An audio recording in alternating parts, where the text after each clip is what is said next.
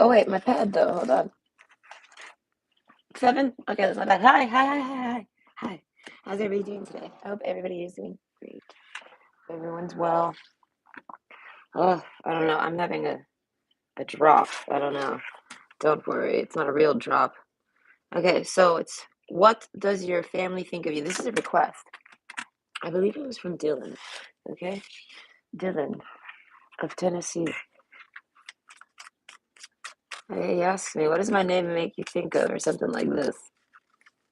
And I was like, I go to speak, and he's like, I don't listen to country music. And I'm like, I wasn't going to say that. I was like, you actually sound like a drunk. Okay. I instantly pictured a bottle of Johnny Walker. Okay. And he's like, the what? And I'm like, it's a really fancy liquor.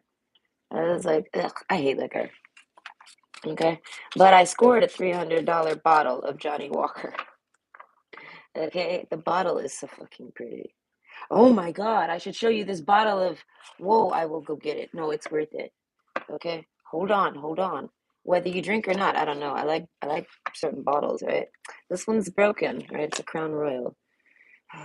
And the crown is gone. But I mean, I'm sure I can find listen, it's like when someone steals your hood ornament. I think I can swap the top somehow, maybe, but I'm gonna go get it because it's fucking ginormous. It's 3 liters. It's three. I need a chair. I put it up. Hold on. This thing is ridiculous. Oh my God. Okay, I'm gonna fill it with some tea. Okay, so it looks like I got a bottle of it, but look at that. Okay, it's bigger than my head. Really, it is. It's bigger than my head. Can we see? There's no trickery here, guys. It's bigger than my fucking head. Well, it's about as big as my head. But yes, my God. All right, 3 liters. It says it. 3 fucking liters. Okay. My mother likes Crown Royal. All right, so I'm gonna put it up here with my collection, with my Johnny Walker. I'm sure this Crown Royal doesn't even cost as much as the Johnny Walker. I don't know. Ugh, whiskey. Ugh. I don't know. Alcohol. Ugh. Ugh. Okay, but yes, hold on. I'm coming. This is why timestamps exist. Okay. Oh, if you're not here for the lively festivities, then you come for the timestamps. I'll be done in 2 hours or so. But either way, we have option one, talking, option two, acts, and option three, ascending. So, what does your family think of you? I don't know, pick your pile, pick your choice. Okay. It's going to take me about 25 minutes for the shuffle. I don't know, I'm out of breath. I had to climb to go get that. Listen, I climbed. I am the Spearman, though, so I'm all right. But I kept feeling to be killing a spider once in the hall. Okay, that was interesting. That was an interesting day. But I did it, though. Oh, no, one of my ears died. Hold up. But yes, it's about 25 minutes for the shuffle, and then maybe 30 minutes, give or take, for the pile. I try to use this. I'll try. Which ear is it?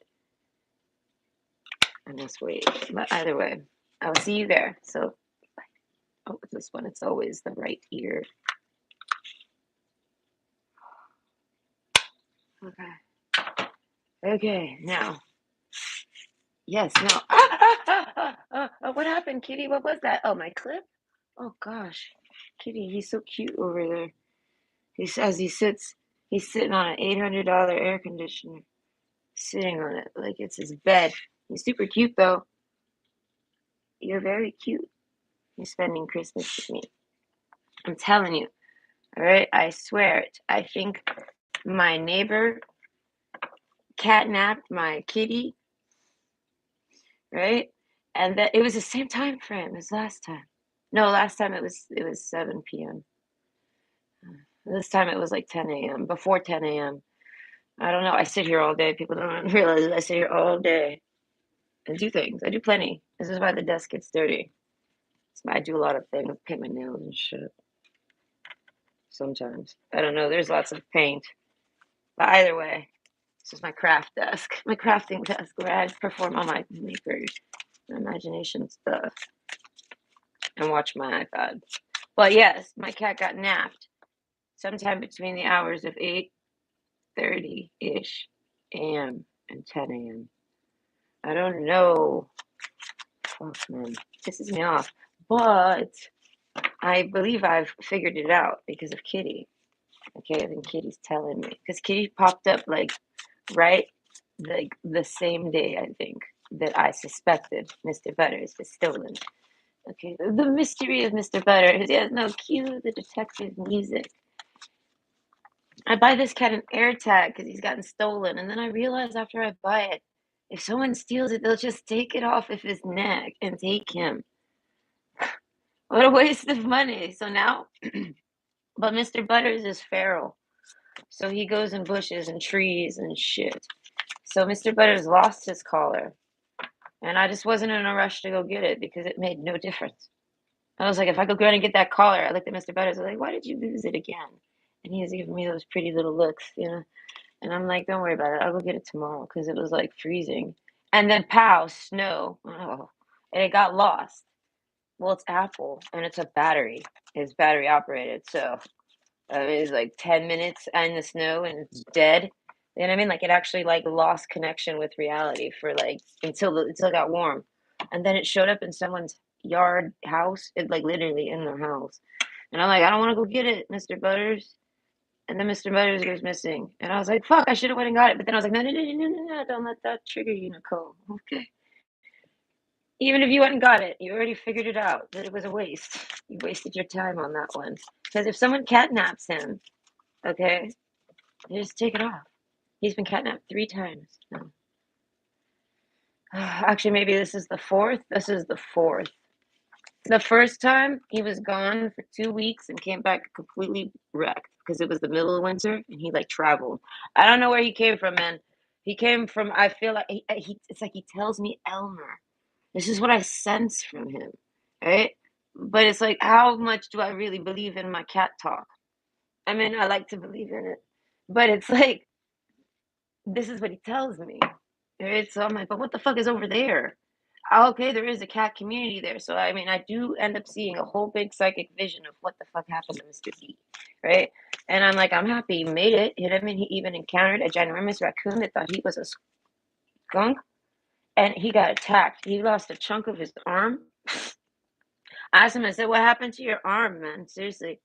I said, it looks like something just bit it and ripped it off. And he's like, looks at me, tells me the story, and I'm like, ah, gasps. I was like, is that true? Is that real? Did that really happen to you? Are you giving me visions, Mr. B? Mr. B. There's this person. Oh my God. I'm on TikTok, but there's this person. Oh my God. They got a cat named Mr. Walter something, something, something, something, something, something. All right. This cat, they're funny with their cat. They talk to their cat like I talk to Mr. P. Oh, I miss Mr. B. He's my cat, man. Ah. Oh. I don't know, he likes it over there, and that guy really likes Mr. B. I picture this guy putting him in clothes and like making videos with him or something for himself. Not even making videos, just yes, like the Jeffrey Dahmer of kitties. But he's not going to ever hurt them. No, this guy like him or cried to me when I met the guy. That's what I'm saying. He took Kitty in because he fell in love with Kitty. He was like walking around looking for this cat, Kitty, that I have here. I don't know what his real name is. Just call him Kitty. Okay. One of my neighbors owned him, and then the next neighbor owned him. And that neighbor put a collar on him for like 8 months. And then I collect data naturally. I don't know why. And then all of a sudden, he has no more collar, and Kitty disappears. I don't see him no more from that neighbor. I'm like, where did he go? Okay. This guy, we'll call him Agent 83. Okay. Agent 83. He he comes in my yard trying to feed Mr. B, puts a box outside. A little t-shirt in there. I mean, it was just so sweet. I went out my window. I was like, I thought it was maybe something for romance. I was like, romance? Are you calling? Is someone open my window? I'm looking at this person and I'm like, who are you, lover? I can't tell. I'm blind. Are you? And he looks up at me and I'm like, who are you?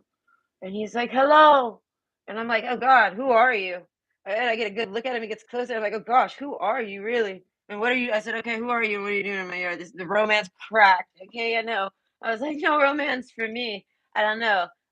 Listen, me and Mr. Butters were just like snuggling.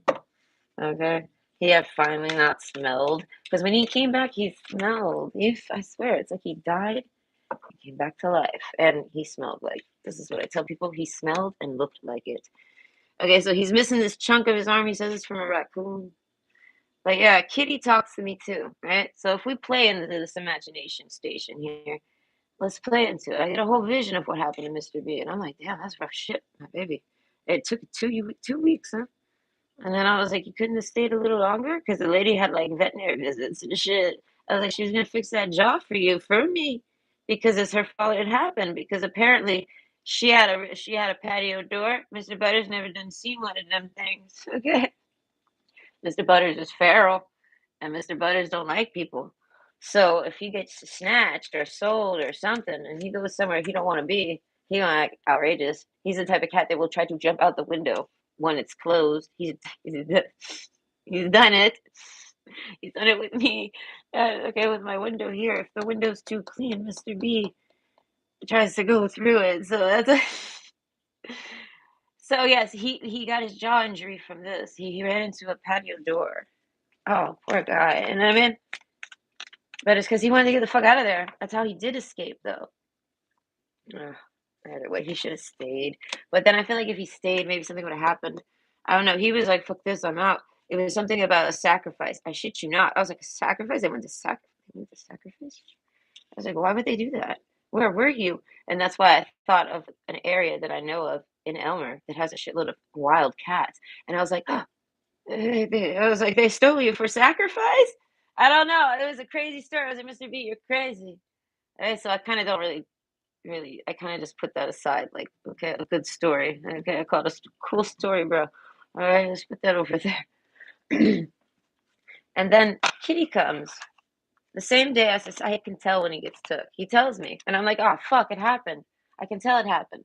I literally let him out 2 hours ago, but I can tell it happened. This cat stays out for 2 days sometimes, and I don't care. I don't think of it.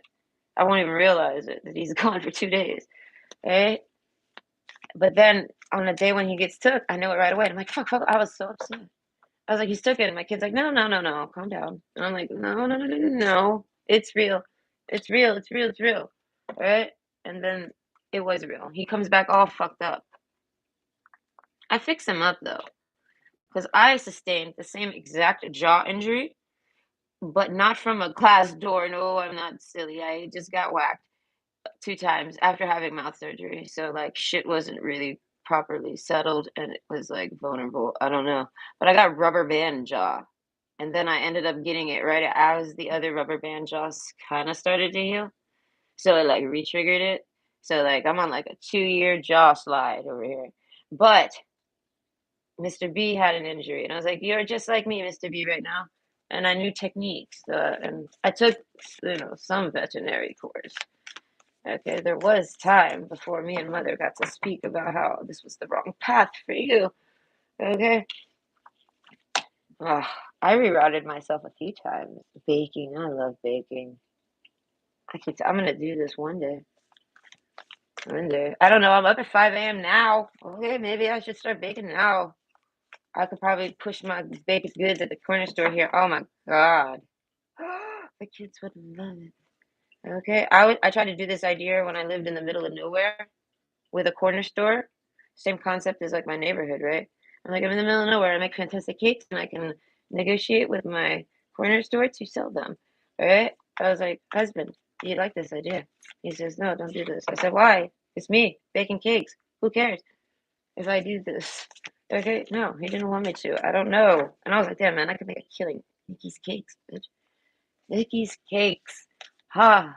And if you're lucky, if you get them in the morning because they're cooked fresh daily, okay, Nikki's hot cakes, okay, okay, a nice warm, nice toasty warm cake.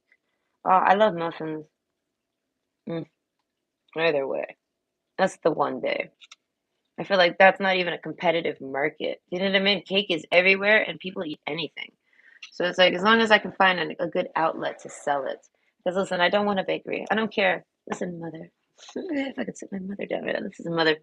And then it says I have to bake the breads and the pastries and this. No one says I have to do this. if I can just find some way to just sell the cake. It's 2020 now. I'm gonna figure it out 1 year. 1 year. When I care enough. Maybe when I move, as I say, I want to move to Sugarloaf Island one day. When I do this there, I will find a corner store, Key West, to push my goods. Yes. It'll be like I'm a pirate all over again. People think it's funny, but you relive your past lives. Okay? They echo.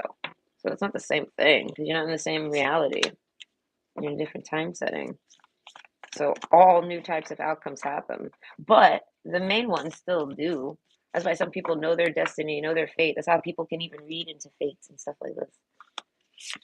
That's how I do it. I don't know. I don't know what other people do. I never. Oh, I need to get the channel. I don't ever know what other people are really doing. I'm fantastic at double dutch, and I'm phenomenal at demon double dutch, which is double dutch like sped up. But I don't know. I can't seem to find the flow of people. I don't know. I don't understand the people, but I do. I understand them totally, but then I don't understand them. I don't understand why they don't understand. I don't understand why they don't understand me. There you go. I mean, I am a tad confusing, but that's okay.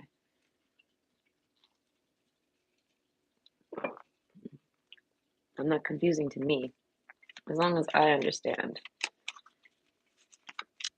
I mean, I'm pretty good at translating, but not languages. Oh gosh, no, I don't speak in other languages. I need to get in the channel. Keep forgetting. Where's my phone? Oh, it's on charge. I put it on charge. I'm so happy right now. This is when I'm proud of my past self. I'm like, you're such an awesome person right now for remembering the charger this time. Hi, Kitty. Oh yeah, the story of Kitty though. I'll finish with that. So he pops up the same day I get the panic. I get a wave of panic. Right? And I'm like, fuck, I know that feeling. Oh no, Mr. Butters, no, god damn. Because I know that if I got that feeling, it's because it's too late. And I'm like, damn it, damn it, damn it, damn it. You know what I mean? So then Kitty pops up, and I'm like, what are you doing here? Since when do you? What is wrong with this phone? I was like, since what are you doing here? You know what I mean? Since when do you visit, and where have you been? And how long are you staying? I don't know. And he ends up coming over and staying like for just a bit, then leaving.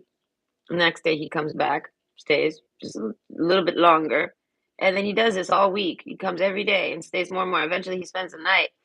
And I'm like, Kitty, are you guys having any problems at home? What's wrong? Why are you here? You know what I mean? What happened? You know? And then I get the click where I was like, that guy that put the box. It's like this is how it came in. That guy that put the box in the yard has Mr. Butters and he's babying him and he just loves that motherfucker and doesn't give a fuck about me and threw me outside because Mr. Butters doesn't like me. He's like, I don't give a fuck about Mr. Butters. He's like, I just want to go home. And I was like, damn. And he's like, but he's like, in the end, he's like, I was at that one guy's house and he got rid of me too. And I was like, oh my God, my God, Kitty. And he's like, yeah, no. And then he's like, I started at that one lady's house and she got rid of me. And I was like, my God. And I was like, and I'm the one who wanted to keep you the most. I said, what happened? He says, I got snatched. And I said, I'm so sorry. I said, well, you can stay, you know? And I was like, but he leaves still. He keeps going back to try. And I'm like, if cats were my lovers, I was like, this is the story of my life. Okay, I'm like, goodbye, kitty. I say bye to him every day, not knowing if he'll ever come back. No attachments. I'm not allowed to have them, not even with pets. Oh, okay. Mikael, okay, and Ka, sending you so much good vibes. Oh, thank you. You back, right back at you too, by the way. But yes, do you finally have? No, I do not. But I think I've located him because of Kitty. But this is only if my imagination's true. Now, listen, I could go knock on their door because I know their address. They gave it to me. You know, Mr. Agent 83. Hey, he gave me his address. So I could go, and I feel like if Mr. Butters is there, I'm gonna fucking fall over. I need someone with me. I'm gonna pass out because I'm gonna be like, I knew it. I knew it. I'm gonna like run home like Forrest Gump. She just ran. Yeah, no, I'm gonna just give a fucking run. I'm gonna run. All right, so I'm kind of scared to go see if Mr. Butters is there because if my pen pal is here right now, I tell him, you know the saying, if I'm right about that, then I'm right about it all. Run, everybody. Everyone needs to run. I don't know, it's mountain time, guys. I'm told there's a time where we're supposed to seek the mountain. It's now. This is how I feel. But that's only if Mr. B is actually at this guy's house. I don't know. So I said I need someone. I need a support. I need a support beam. My kid can't do it. No, maybe they can. Winter is here. So yes. Hello, Elizabeth, and hello, Mike, and Vinio. Vin. No, my brain won't do it. I'm so sorry. Mohan. We're just gonna go with that one. I tried really hard. Did you not see me? Each time was an attempt. Okay.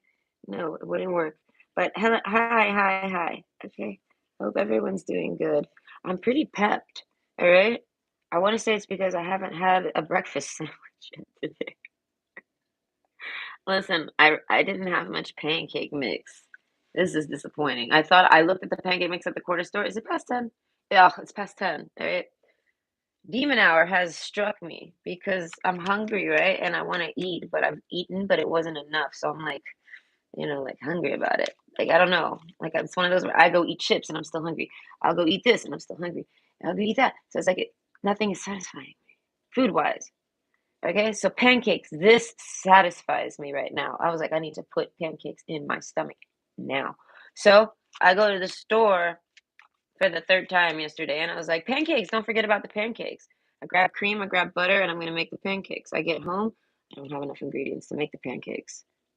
And the store's closed now because I go to make the pancakes at like 3 a.m., 2 a.m. I don't know. So I do this. So I have what's left. I make a small batch, right? And I'm like, that's fine. I'll just make a small batch and go get more shit tomorrow, more flour, all right?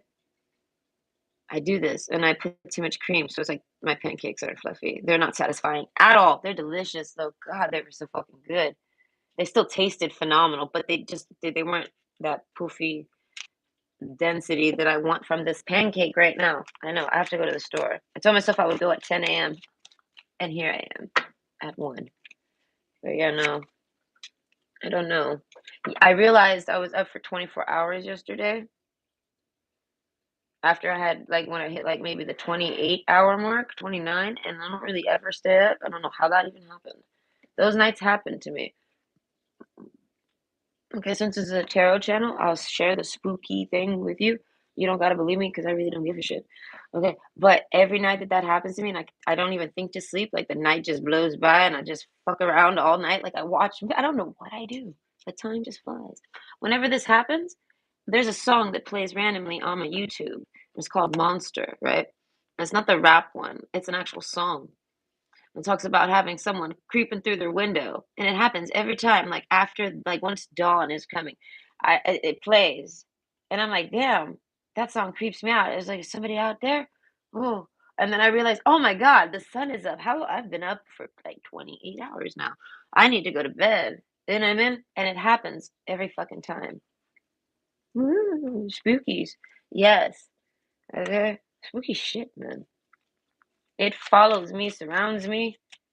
Whatever.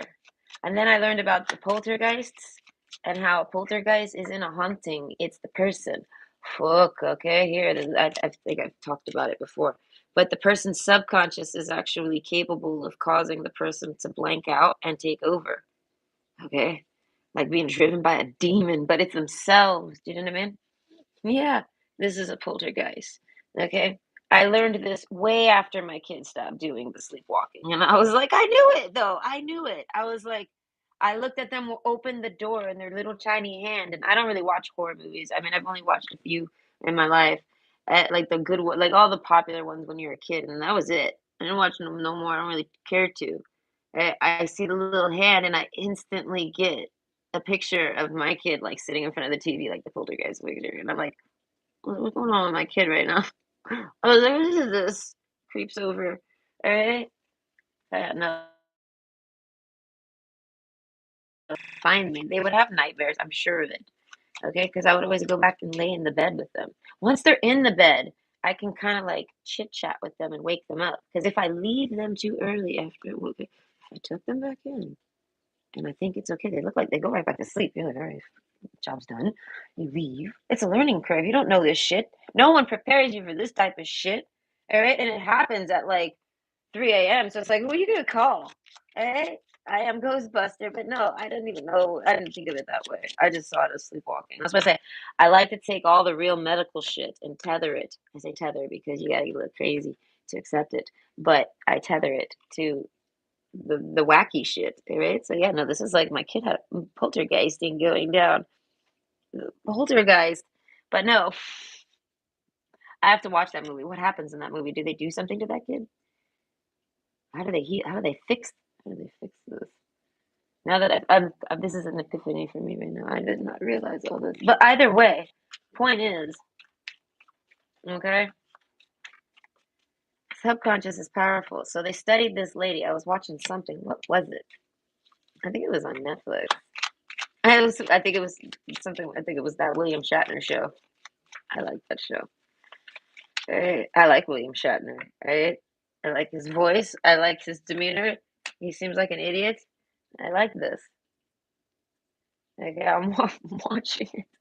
I don't know. I fall asleep. I fell asleep to William Shatner a lot, and I hate Star Trek. They're the ones that's on TV. Star Wars is the one that's on the movies. This is how I remember the two because those two, I don't know, they blend to me. Okay. My uncle loved Star Trek. He would be up in the middle of the night recording it and like eating cereal, watching it. I'd spend the night at my cousin's house, and I was that kid that didn't go to sleep. I don't know. So I would like watch what happens in everyone's homes while they're sleeping, while everyone's sleeping and shit. So my kids the same. Okay. They spent the night at this one kid's house. Who they are will not be disclosed because I just don't want to disclose that. But either way, they spend the night at this kid's house. It's a birthday sleepover. My kids don't like these things because they're like me. They don't want to sleep there, and then they end up staying up all night. And I'd come home, I cook them crepes, and then like tuck them in bed. I had to go to bed. And they try to do this as like a means to try to be social because they want to go, but God, they want to. They're like, I just want to leave before, like, I don't want to sleep there. So like the first couple, they slept there and they hated it. So then the next few, I was like, just don't sleep there. I was like, just come home. Who the fuck cares? And they're like, okay. And they listened. They did it. Okay. I was like, just tell them. Say, I don't want to. I said, you can say that. You could say that I don't want you to. You could say you got something important in the morning. I said, these are all things that just keep you comfortable. You know. I said, they're like white lies, fibs, things like this. These things, they're there to help you. That's why I say lying is like it's a gray area. Right? There's lies. You don't lie.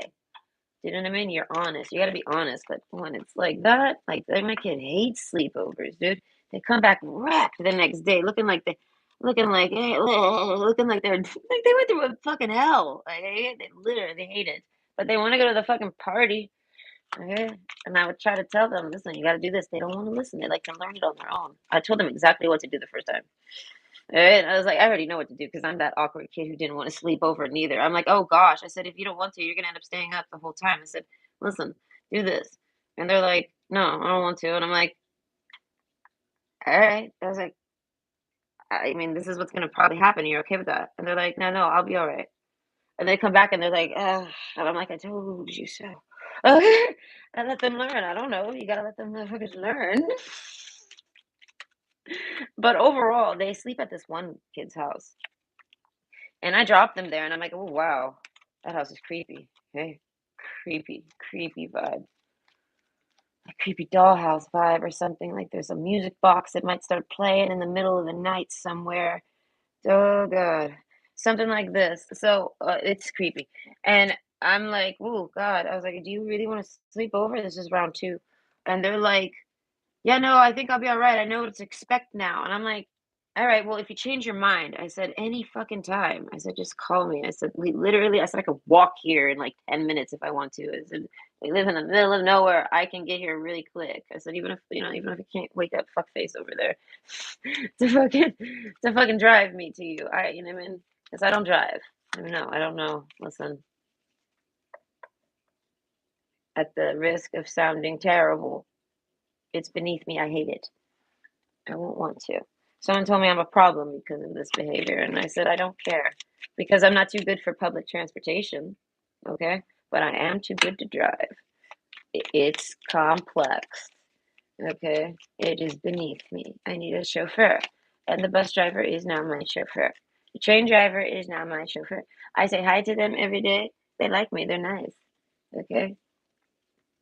I sit on the bus. I look at all the other people that are sitting here doing this, and I'm like, I like this. If I didn't do it, then I would like just listen to music and drive there. I don't know. I kind of just listen to music and people watch there and don't have to drive. It's just kind of like a luxury in my mind. In my mind, this is luxury. Okay, so I paid $3 to do it. I saved so much on gas. Like, and then because I always listen. I battled myself on this constantly. Should I buy a car? Should I go do this? Should I do it? I want a trunk. This is all I want is a trunk. Okay? So I did math. I was like, listen, all you want is a trunk, right? Yes, this is all I really desire, the trunk. Okay? Because I want to bring heavy shit home with me and I don't have a man. Like I don't have muscles and I'm tough. I can do it, but no. All right, I'll be sore for like 3 days and shit. No. All right? Oh no. It's too exhausting. But I mean I do it. Like I bring a 12-pack home sometimes. I hate it. I got a cart and it broke. I overstuffed it. And that thing was terrible to drag home. I hated that. I was like, so I did math. If I don't want to painfully kill myself all summer, because in the winter I don't get to do this. I am not walking in the winter. No, no, it's too cold. I fucking hate it. Even just doing the public transportation now is getting tricky because I hate it. I hate going out there and knowing that I'm at the maybe wait at the bus stop 20 minutes in this weather. Oh God, oh God, oh God, oh God. There better be a hut. I need an igloo. I need something. I need something. I'm gonna die. I'm like an iPhone, but I am like an iPhone battery. I do. I begin to die the moment I'm getting cold out there. All right. So yeah, no driving. Ugh, gosh, I hate driving. So yeah, no, my kid with the sleepovers. I'm rewinding. I'm trying to figure out what I was talking about. They sleep over. Oh, I talk to them way later because I don't want to say nothing to them. I don't want to tell them, hey, that house is creepy. I'm not trying to influence their opinion on this kid. You know what I mean? I'm keeping it to myself. And then when they get older and now that kid's no longer around, it slips on me because like they're way older. They got their own opinions. Like they're not easily influenced anymore like this. You know what I mean? Because I could be wrong and they're not creepy at all. And I'm not trying to put that tone in my kid's brain. Like, oh, that kid is creepy because my mom says it's creepy and I trust my mom because obviously they trust me because that's where the poltergeist heads. They head right to mom. Okay, so this is the one they trust. So yeah, no, like I have their ear. I have to make sure anything I say, any opinions I say, they're factual. Right? They ask me so many questions. I don't know. Oh, yeah, I've Googled so much shit because they've asked, and I said I don't know. My mother-in-law is like, Nicole. I'm like, whoa, what? And she's like, you cannot tell the children you do not know. I was like, "Of course you can." I said, "What do you mean? What am I supposed to just not say anything?" They're like, "No." And I'm like, "You mean you want me to lie and like make something up?" I was like, "I wouldn't even do that for to anyone." I said, "Why would I do it to my kid?" I was like, "I mean, I'll tell them to hold on and I'll go figure it out." And she's like, "No, no, you can't let them know you don't know the answers." And I was like, "What the hell kind of fuckery is that?" I taught them how to look up the answers for fuck's sake. I was like, "Come, let's go look it up together. All right, sit here with me, computer, together. Yes. No, you think we should search? Okay, what do you think we should call it? Like that? Okay, let me try that. Okay, and we figure shit out together. Me and her are funny, so they know how to search. I feel like this is a skill. I just tried him a skill. I don't know. Everyone's got their own differences of opinion on parenting. But mine is just I call it the bear mode. Survive. You must survive, and I must not really. I must let you just be nature. Nature, let nature take its course. Okay, but no injuries, and this includes the mind. So when they start acting like with the anxieties and stuff, I'm like, oh, hold on, I had those, and no one listened to me. So I'm gonna listen to you, and I'm gonna tell you what I wished someone would have told me, because they didn't know what to do with me, and I know what to do with you, and I'm gonna tell you. And they're like, no, I'm still gonna do it, and I'm like, this is the bear method, I guess, because you are stubborn enough to just go do it yourself. But you still got you got the pocket, and I mean, you got me in your pocket. Call me. I'll be there. Right? Bitch will walk there. I like a walk, right? But overall, I'm done. This is what is this? Who does your wait? What? Listen, I got a lot of notes. Okay, my pad is all out of whack. Where did I write the numbers yesterday? Whoa. Yeah, no, Mulder. Mulder. I don't know where I wrote these numbers for yesterday's reading. That's strange. Oh, I probably didn't do the timestamps. Did I forget to do the timestamps? I think I did. Because I don't have them. They're not here. Okay, either way, sorry, I got distracted. That's why I like these timestamps. Okay, either way. This is a request and it's from Dylan.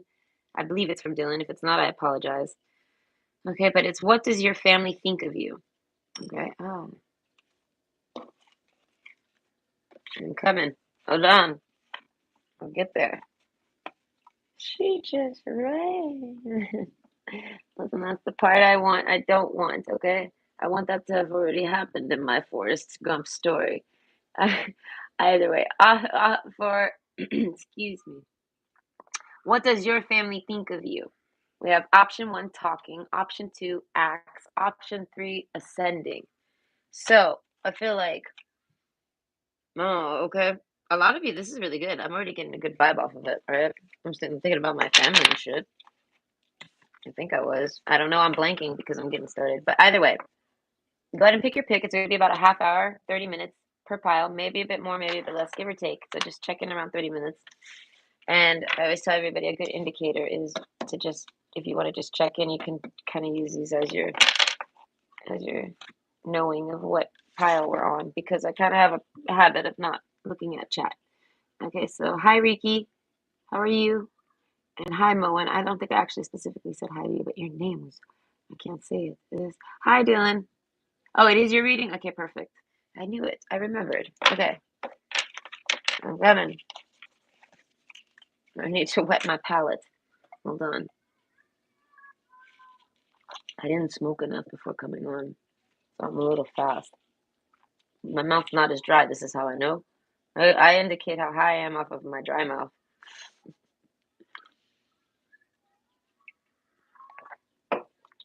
And we sitting there like, ugh. And then like realizing my tongue has turned to like bird tongue.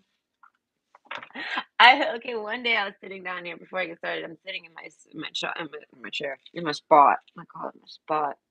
Listen, I got a beautiful view. It's nice here. It's perfect. Hey, I love it. Like, hey, I just close that iPad. I see everything.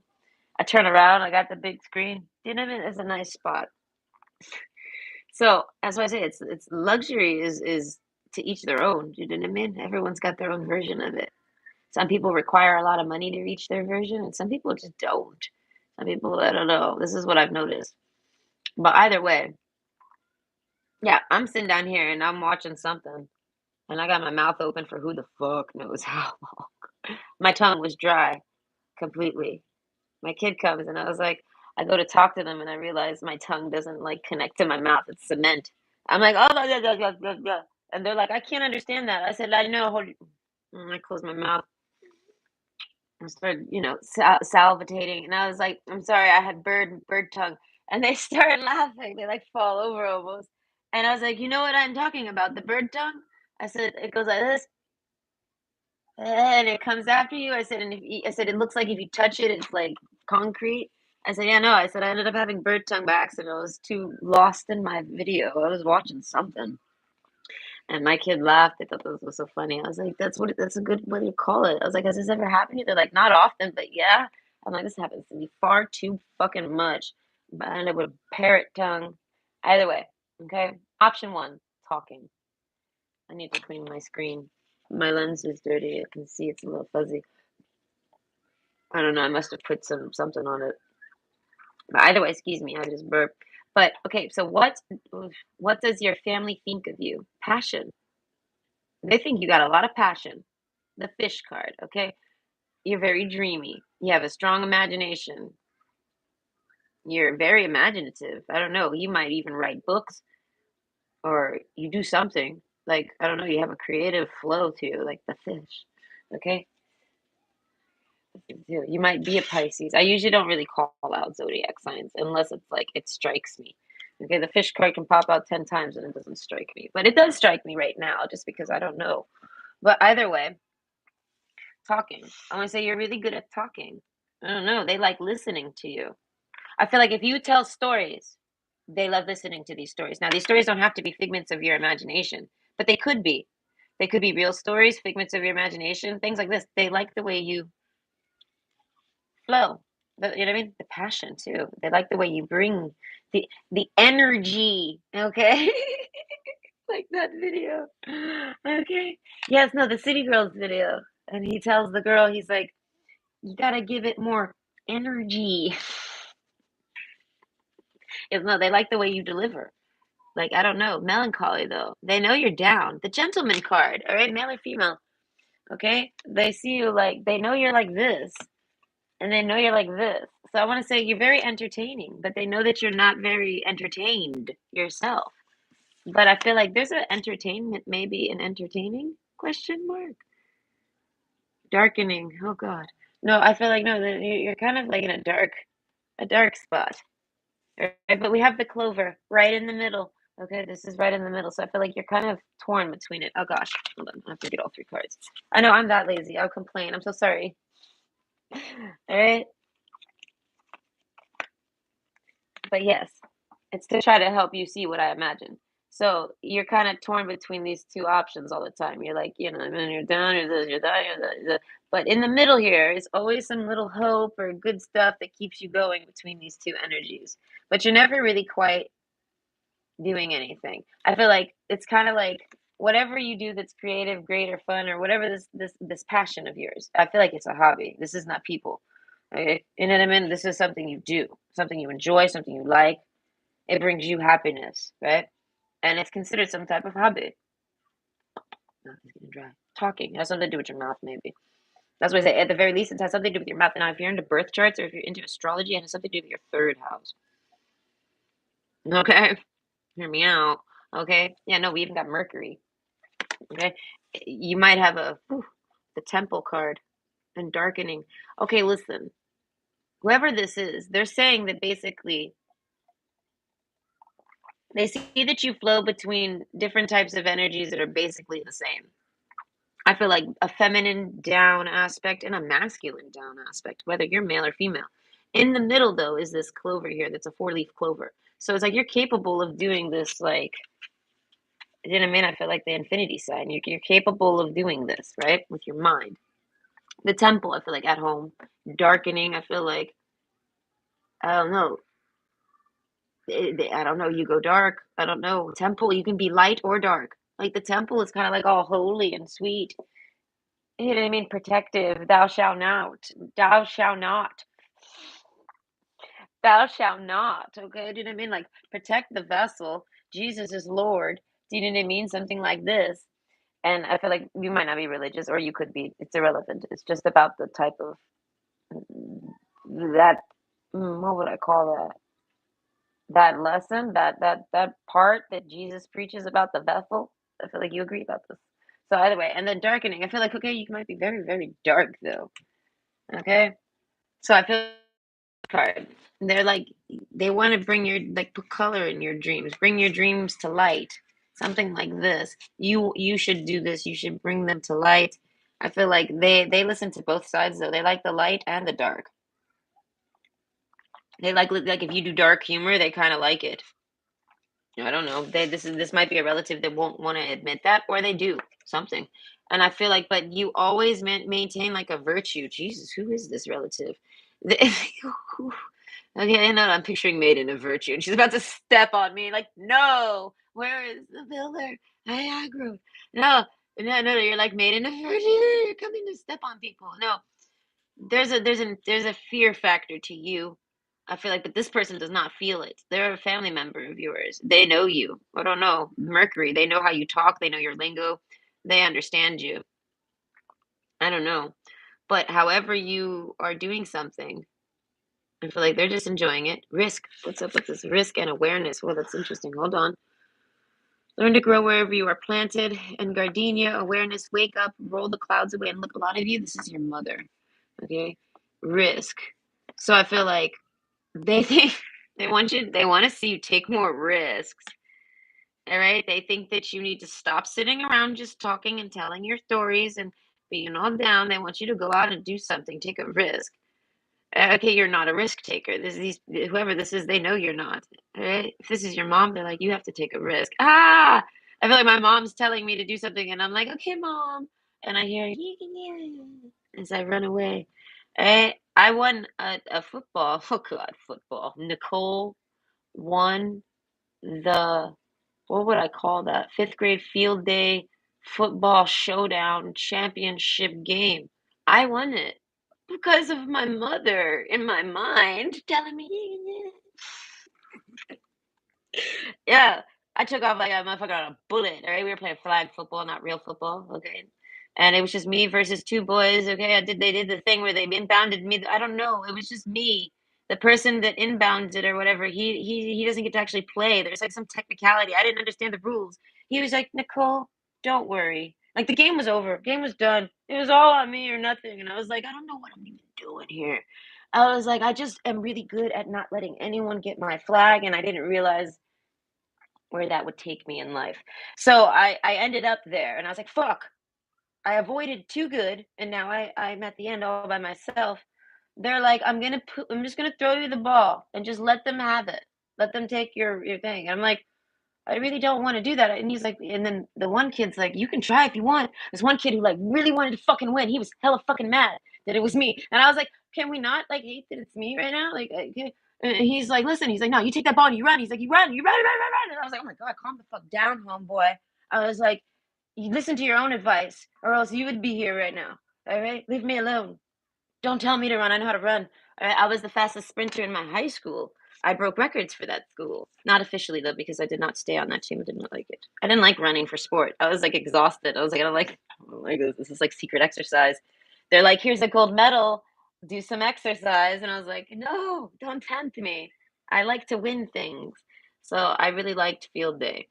I would always end up being good at something I didn't know I was good at, right? So I don't know, interrupting the reading for this one because it was a moment worth sharing, all right? And I don't know if I'll ever tell this story, all right? But yeah, so they'd give me the ball and I panicked.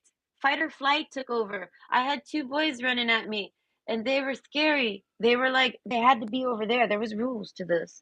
And I was like, they're like, stand there. And I'm like, and I can catch. So I catch the ball, and I was like, I freaked the fuck out, and I just ran. And she just ran.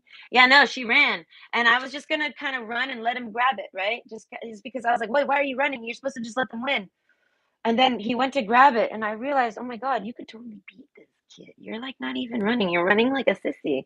And I mean, like I'm running like this, like no gender, like no hate. I'm running like a, and I'm in like a classic sissy. And I was like, fuck that. I don't know. My integrity kicked in, and I fucking my it's one of my friends called it the afterburners. Yeah, no, I kicked on afterburners, and I just and I won. I just ran until I hit the line. I saw the line, and I was like, just go to the line. And I get to the line, and I was like, did I do it? I look around, and that boy's standing there. He ain't even trying. He's looking at like, what happened? What'd you do? Why'd you do that? And I was like, I really don't know why I did that. And everyone's like, oh my God, we won. And I was like, oh my God, I won us the game by being the fastest little chicken. All right, this chicken can. This chicken did it. No, but yes, I loved that. I got a medal for that one. Right? I don't know. When people push me and stress me, I end up doing really fantastic things. I want a spelling bee like that, and I can't spell shit. If anyone hangs out with me for more than a day, they'll really, if like writing is involved, oh God, don't even bother to correct me. I don't care. You shouldn't either. I've already that ship on spelling. That ship has sailed. Like at second grade, I stopped caring about that shit. I only did it to pass. I hated school. Either way, pardon me. Okay, but what does your family think of you? They like this about you. What I just did, all right? Randomly just bursting in and telling a great story, right? Or even if you don't find that great, your family does. Do you get what I mean? So they love this. I don't know. They feel like, I don't know, you're all alone, like you're reflecting. So you tell stories. They like your stories. Ilithea, I don't know. They cannot believe how I feel like detailed you are. I feel like you impress them with your memories Your story of telling abilities. That's what I want to call it.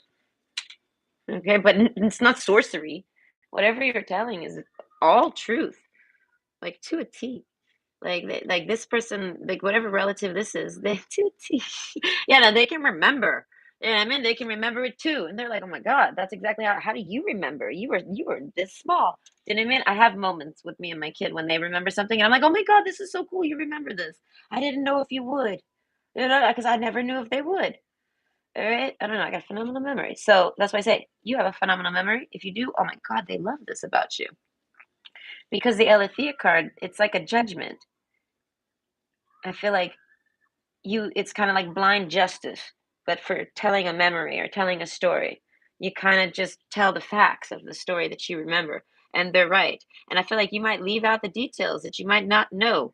Something like this. Do you know what I mean? Maybe this other person knows the other details more, but they connect. So I feel like you can connect memories with this person, and you can help them remember parts that they don't remember and parts that you do. Wait, yeah, with parts that you do. Ooh, I actually said that right. But divine guidance, they find guidance in you. Whatever stories you tell, they might be inspired. With the Mercury card, they're inspired, but I feel like they're communal. They need to be shared. They don't need to be just with this relative. That's what it is. I feel like you and this relative could talk all day long. I feel like you and this relative could literally retire and just sit in two lawn chairs together and with flamingos in the yard, drinking coffees and Red Bulls, and just talk about anything and everything all day. And it's like, listen, we're not that old. We can't go there yet. You know what I mean? I don't know, but I feel like you're doing that anyways. This is how that person sees it. So they see it as you're basically retired and not doing shit, things like this. And whatever you're talking about, they love it. And if they love it, everyone will love it. Everyone likes it, or everyone needs to hear it, and everyone likes it. So they like want to find a way for you to have an outlet for this. It's a passion of yours. Maybe just writing, but I feel like it could be writing, like writing books. I'm literally picturing this person writing a book. I feel like, but if you're like me and you're not into writing, because this is actually something that's on my mind right now, I feel like I don't know. That's what I'm saying. There's a sense of finding an outlet for you, you know. And I feel like you can speak to this person. They love when you talk to them. I feel like, but they know that basically you'll just end up talking to them all the time about all the things you're saying. So I feel like you're someone that's very talkative, and they want to sit and listen. So I feel like this is somebody trying to tell you not to be shy. Alethea, they're like everything you say is so balanced and true and flowed and fluent and easy listening, easy something. Even if you're loud, even if you're this, I feel like you always, I don't know, you orchestrate yourself. You tell it well. You explain it well. You use the right words. All sorts of things, right? Okay, this person, whoever this relative is, okay, like each other equally and having fun. This person has a lot of fun with you. I don't know. Your dreams need a practical plan. That's what I'm saying. Like this person sees this as a dream for you, whether you see it or not. They're like, damn, this is that person's destiny. Do you know what I mean? And they're like trying to somehow make you see it. The divine guidance. And I feel like you don't listen to nobody. Maybe you do, maybe you don't. But all in three rays of light. Okay, plus the divine guidance card. It's kind of like that woman is seeing the light. Okay, I think it's a woman. They look like they're wearing a button, so I'm pretty sure it's a woman. But either way, but I mean, maybe not. Who knows? But overall, that's a thorn. But sometimes it looks like a tentacle to me. So it's kind of like this person's looking up, all in three rays of light. There's something shocking.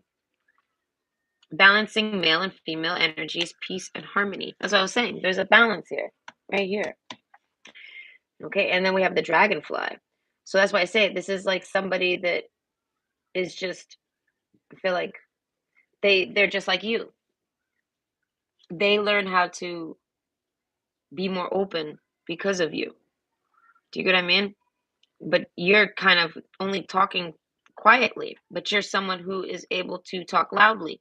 You get what I mean? You have a gift for this. You have something in your birth chart, maybe, but it's something in your third house involving Mercury. Okay, something like this: speaking, public speaking, something, right?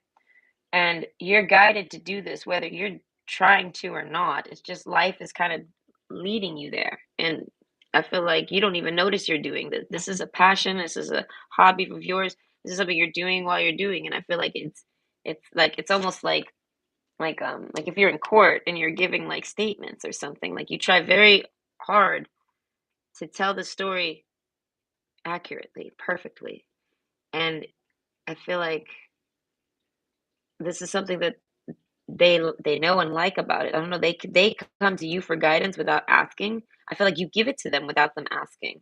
Like you tell them a story and then that somehow gave them guidance and they're like, "Oh, I didn't even have to ask. Thank you." Okay? Inspiration. I feel like you're very inspiring. You inspire this relative often, I feel like, to talk themselves. There's someone that is like you and wants to talk and they see you and you're like a parrot. This is a quiet parrot and you're a parrot that's loud, but you're in a library. Okay. Okay, we'll just like maybe we're what are they? Not carnations. Canaries? Yes, let's be canaries. I found this real hot. This was a hot pink canary at the pet store. Okay, I want this. It sings actual melodies. I want this. Maybe I'll finally buy it this year for Christmas. I told my kid I'll maybe get one for us. Like I'll start. It'll be on one of my burners. I'm gonna get us a bird one day, and it's gonna be maybe this one. But either way, oh, of course, they wanted the one that was $450, and I was like, I don't think I'm gonna get that one." I looked at it and I was like, "It's really cute though," and it was named after a Pokemon, and I was like, "Oh, they know how to get me." I was like, "Oh my god," and I Googled it, and I was like, "Oh my god," and it looks like the Pokemon. Oh my god. This is how I ended up with a chinchilla because a chinchilla is actually a fucking Pikachu. I know I got a real life Pikachu. I loved that Pikachu. Okay. But yes, no, this is it's happening again. This is the bird, the Pokemon bird. All right. And I'm sure he doesn't even exist. I'm sure he's been bought by now. But overall, I was like, I don't think we're gonna get that one. But maybe this one, I can probably swing that one maybe in a couple years. Yeah, because I was like, I got other things, and then their computer broke. I'm like, so now that's like being squeezed in as like a birthday gift.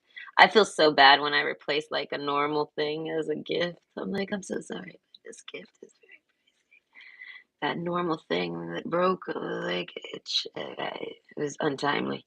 Okay, so either way, gosh, I hate it. I did not need that computer to break. Then I give them mine, and then it breaks. That one breaks too. They're like, "I think I'm cursed." I said, "No, no, these things were just doomed to die." Okay, I heard an expression in a song that one lamb equals two lions. With like blood sacrifice or something like this. I don't know. I was talking about Mr. Butters earlier and sacrifices, but I feel like that's metaphorically or whatever. One of the forically. Elephant. Okay. I feel like yes. No. You're very tough. You have a tough demeanor, male or female. You have a drive. You do things on your own. Whether life has made you have to do that, or you were just born that way. I feel like maybe both. But overall, you're very well balanced. You do. This person does the same thing as you, and I feel like they see other people that are like this. Okay? And they like them, but they don't know them. So they kind of just watch them and connect with them like, "Oh, that's cool." Like they relate with that person. Like this could be someone that they find online like on YouTube or anything. And they see a familiarity in their behaviors. And they're like, "Oh, I like this person, their videos, whatever it may be, because they can see that they do this." So they like that person to like watch their video and enjoy it like as like a relativity, like they relate. Do you know what I mean? So but I don't know, with you, it's like they didn't necessarily know you were like this. That's why I say there might be some type of I don't know, demasking or something. This is kind of like if you have like a secret account and your relatives find it or something like this. I feel like you're not secretive about it. You talk to this person, you're open with this person. I feel like some of you, this person didn't expect it. Some of you, this person forgot about it. Like maybe they were busy and haven't talked to you in a while. Maybe it's been a few years. Who knows? Okay, but overall, they connect with you and they realize, oh my God, you're just like me, the dragonfly. And they're like watching. They're trying to understand how you did it because I feel like they remember you when you were little. This person can remember when you were little and they remember you being like this. And that's why I say there's like a memory recall. You help this person regain memories. I feel like particularly because this is about family, this is a relative of yours, most likely a sibling. Okay, but it could be anyone. You just help people remember it. And I feel like exactly how it was. And I feel like because of the way you tell the story. And I feel like they're entertained by this. Okay. So they realize this is a dream. You should do something with this. They realize this is something that you could do. Because this is something they could always do something with, is how they saw it. But they would never come, like, speak. You know what I mean? That canary's flying around in the library, and no one wants to fucking listen to that canary. This is you. You're like canarying all over the place, and no one wants to listen to you. You guys aren't with other canaries, mind you. So you guys are all alone, and you're like, what the fuck? And then the other one's just always quiet. And they're like, the other one's always not. Do you know what I mean? So it's like they're like they want to learn how to not be quiet. And they can learn this from you. But I feel like they don't know how to learn that from you. I feel like you don't even know how to teach that necessarily. But you somehow are naturally. That's what I say. What the fuck? With the clover card, this is all you are. I'm seeing tons of green. Okay, you got a lot of green going down here. You have a green aura, maybe something like this.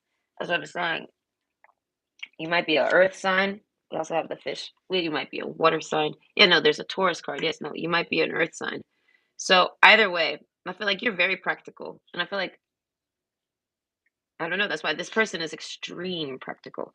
They have a hard time loosening up like you do. So they're learning how to loosen up. And it's because of you. So what does your family think of you? Keep going. Keep doing what you're doing. You're entertaining. You're great. And they're like, basically, like, they're like, I want to sit and talk with you all day, but if you do it publicly, I still get to. Okay, it's making me think of my brother. He was like, sometimes I throw your videos on. He was like, I just put them on the side while I'm playing WoW. And I mean, I was like, thank you. I appreciate the views. Okay. And I said, soon your whole apartment building will be watching me. Okay. Like the Dr. Seuss book. That whole condo building in Miami is gonna watch me win on TV. Okay. It's PBS. I call YouTube I mean the nowadays PBS. Everyone can put in a petition to be like, can I have a channel? Okay. Everyone gets a Wayne's World now. This is my Wayne's World. I liked the cards. I thought this was a fun way to do this. But either way, point is fortitude. Be brave and dig deep. This person is brave, but they have to dig deep to do it. So I feel like they watch you, they learn from you. Your hard work is paying off. They see what you're doing. I feel like they're studying what you're doing even. They study what you say, they study what you're doing. They don't know if you're doing this. They think maybe you're studying. They know that you're doing tons of studying. See what I mean? Something like this. Like you're very isolated, but you're a very good person. I don't know. Even if you go dark, this is somebody, when you go dark, they pay attention. They don't get scared or disbelieve you. No, they listen. And I feel like, and then they start to pay attention and they start to think because they're just like you. So they start to try to solve this too. There's a problem solving mechanism that happens to this infinity here of balancing male and female energies. And in the middle here is when the hedrons collide, kapow, and the you know what I mean, RNG just pops out and something good happens for you that keeps you not so damn sad. So I feel like you kind of always loop through this. Okay? This relative, you might be a female and this relative's a male. I feel like, but the genders really don't matter. I feel like this could be male or female, and so could you. Like this, there is no genders here, really. I feel like whatever's in your pants or whatever, you know what I mean, whatever you accept to be what your vessel is. Okay, that's why I say with this temple card, there's a sense of like respecting the body. Okay, there's a collision that takes place. And I try to tell my kid about this because my kid's trans. Okay, and I'm totally pro trans because I'm basically trying to tell everyone I'm the first trans. Okay, my brother might be trans. I don't know. All right, but it's about the mind. It's about the mechanics of the mind, the way the mind thinks, the back and forthing between male and female energies, the ability to even do it. That's like the Alethea card.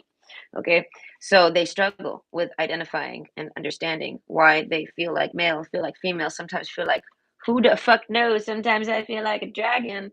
Okay, sometimes I feel like a nut, and sometimes I don't. All right, so it's like I know I all I did was see that nobody was like me because I was one of the first ones like this. This is how I see it. They're all over the place, spickled in. They call them like, indigo children and things like this. They get all these different types of labels, whatever your ear picks up, right? This is kind of like how this person is. They're a star seed, an indigo child, a crystal child is most likely probably what that is. I think that's the next one, but they're all the same thing to me. Like these are all just different variations of the same thing. Okay, they're special minded, like the next step of brain, if that makes sense. So they struggle because there is not much knowledge. There's tons of knowledge now, but not as much as they need. It's still in the middle of struggle, but I personally struggled and figured all this out, but I was always forced to be a girl, and I never paid attention. I follow rules. So I never thought once, never in my mind did I ever think that I was not a girl. Do you know what I mean? Because I had a vagina. Okay, I was like, facts, facts, facts. I was like, I have a vagina, that makes me a female. I'm a girl. Ding, ding, ding. Yes, I did it. I did it. Yes. All right. But it's like the mental struggle is like, who the fuck knows? You act like a man sometimes, maybe. You act like a woman sometimes. Sometimes you might even act like a fucking animal. Do you know what I mean? Like, it's like a crapshoot. It's the clover card. It's random. Do you know what I mean? There's a channeling aspect. Do you know what I mean? Like, this is a relative. You're someone that can channel, and this relative can too. But they're not open with it. They're too shy. They're restricted. They got the box around them. Do you know what I mean? Everyone's got a box. Yes, no, the deep quotes. Yeah, no, the shadow bitches. They always got the deep quotes. Yeah, no, no. Listen, I've smoked weed, so this makes me seem intellectual. Don't let it fool you guys. But overall, the point is risk. They feel like it's a risk to them. So they could be male. It is maybe risky for them. I don't know. Society is a way, right? But this person is a man, is comfortable being a man, or you're a woman and you're comfortable being a woman. But your mind is not that. It's not bound by this. And I feel like it's because of an isolation that you had to struggle to learn on your own. It's just that simple. You know what I mean? So they look at you like, wow, holy shit, you have all the answers. How did you have all the answers? Do you know what I mean? Something like this. And I feel like it's because it's part of a gift with this person with speaking, which is you. That's why they're like, you need to do something with this. They're like, you need to do something with it. Like I'm picturing someone putting you a throne. Good lord, no a throne. No, they're like putting you on a chair. It's a very nice chair. Listen, we'll just say that it's a really nice chair. Mr. Butters tore my chair up. I gotta get a new chair. I told myself I don't know if he's coming back. If he's coming back, no, this chair stays. I will not get a new chair until Mr. Butters is gone. Because this is my parrot. This is where my parrot sits. You know what I mean?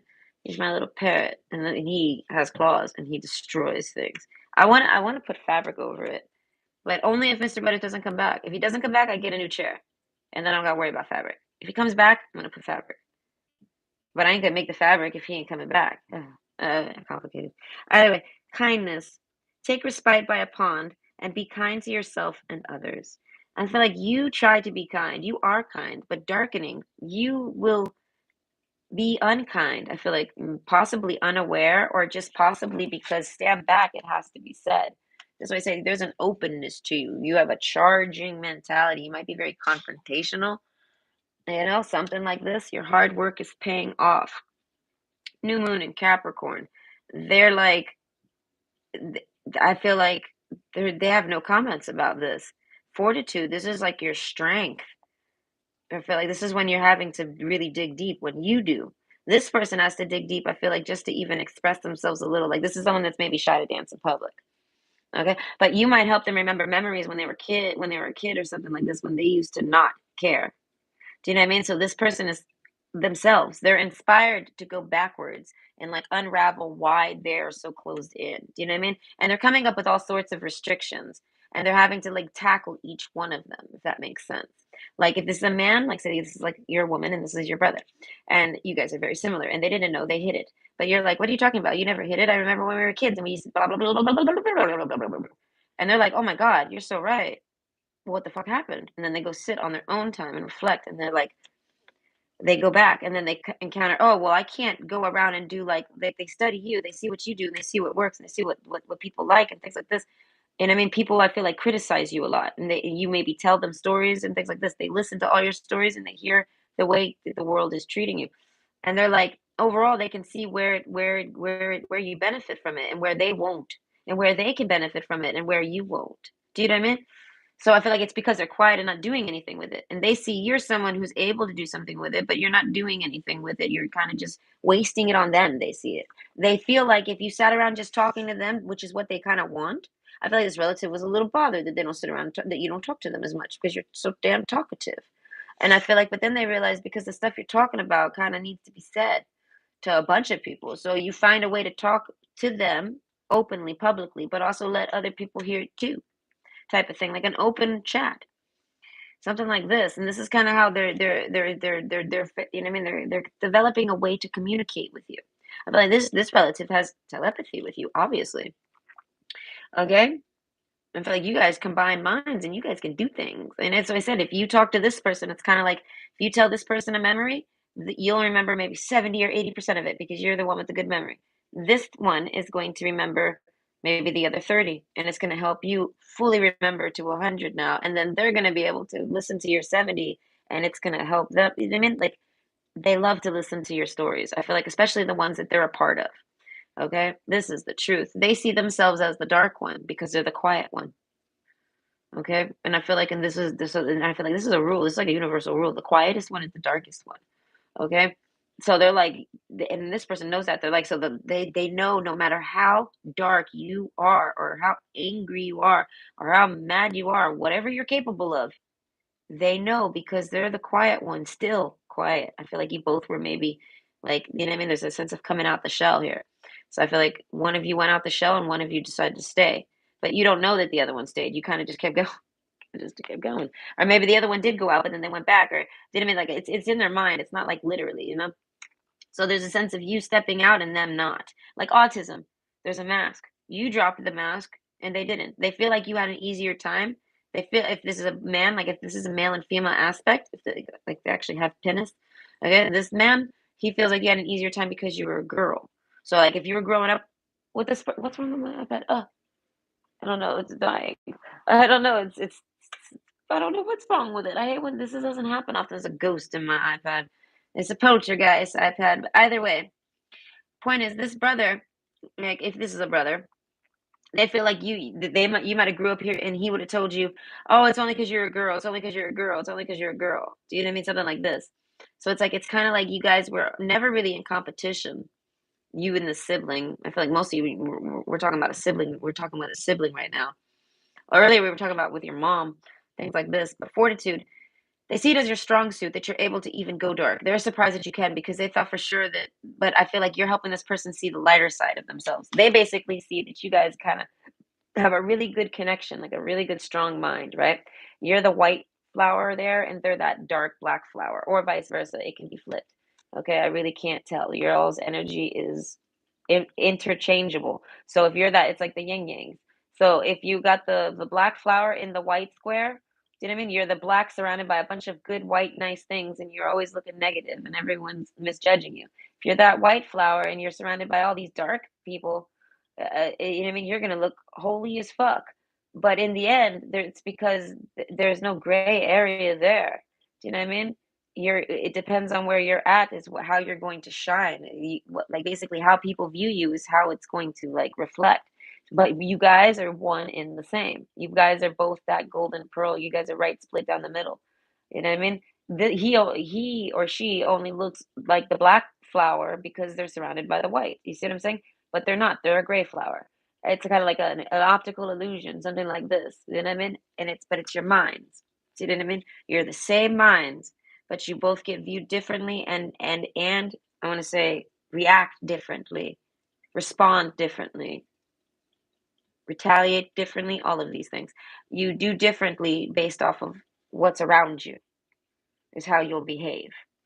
Do you know what I mean? So this person can read you, and I feel like really well. And I feel like because they use themselves as the indicator. Do you get what I mean? This person might know sign language, or they might have bad hearing or tough hearing. They might have weak hearing, something like this. Or they just know sign language, or they just do something with their hands. I'm picturing somebody maybe playing the piano. I don't know. But what does your family think of you? I feel like if you do any type of instruments, oh, they think this is so fucking good. I don't know. Anything you do with your hands, they just think it's phenomenal. Something with your handwork. You know what I mean? It even could be building things. Your craftsmanship. Temple. I feel like, I don't know, your body. You, it's something about your body. I don't know, it might be hard on your body. I feel like if you're a carpenter, this gets hard. Either way. But what does your family think of you? You're a hard worker. This is what that amounts to. Okay. Kindness. Take respite by a pond to be kind to yourself and others. They feel like you take time to talk, talk, talk, talk, talk. I feel like, and you'll even talk about it again in a different lighting. Same story, different lighting, different angle. different translation, same story, same message, same outcome at the end. You're like a mathematician or something, but with words. You're like a word matician. Okay. Yes. So I feel like whatever story you say, it has a moral to it. And no matter how you tell it, because you walk this Alethea line, you could be drunk, you could be half asleep, you could be whatever. You're going to tell that story truthfully, but it's going to maybe be a little different angled depending on your mood, your environment, your audience, things like this. This is what I'm saying. I'm picturing the drama masks. They're like, this is you, this is me.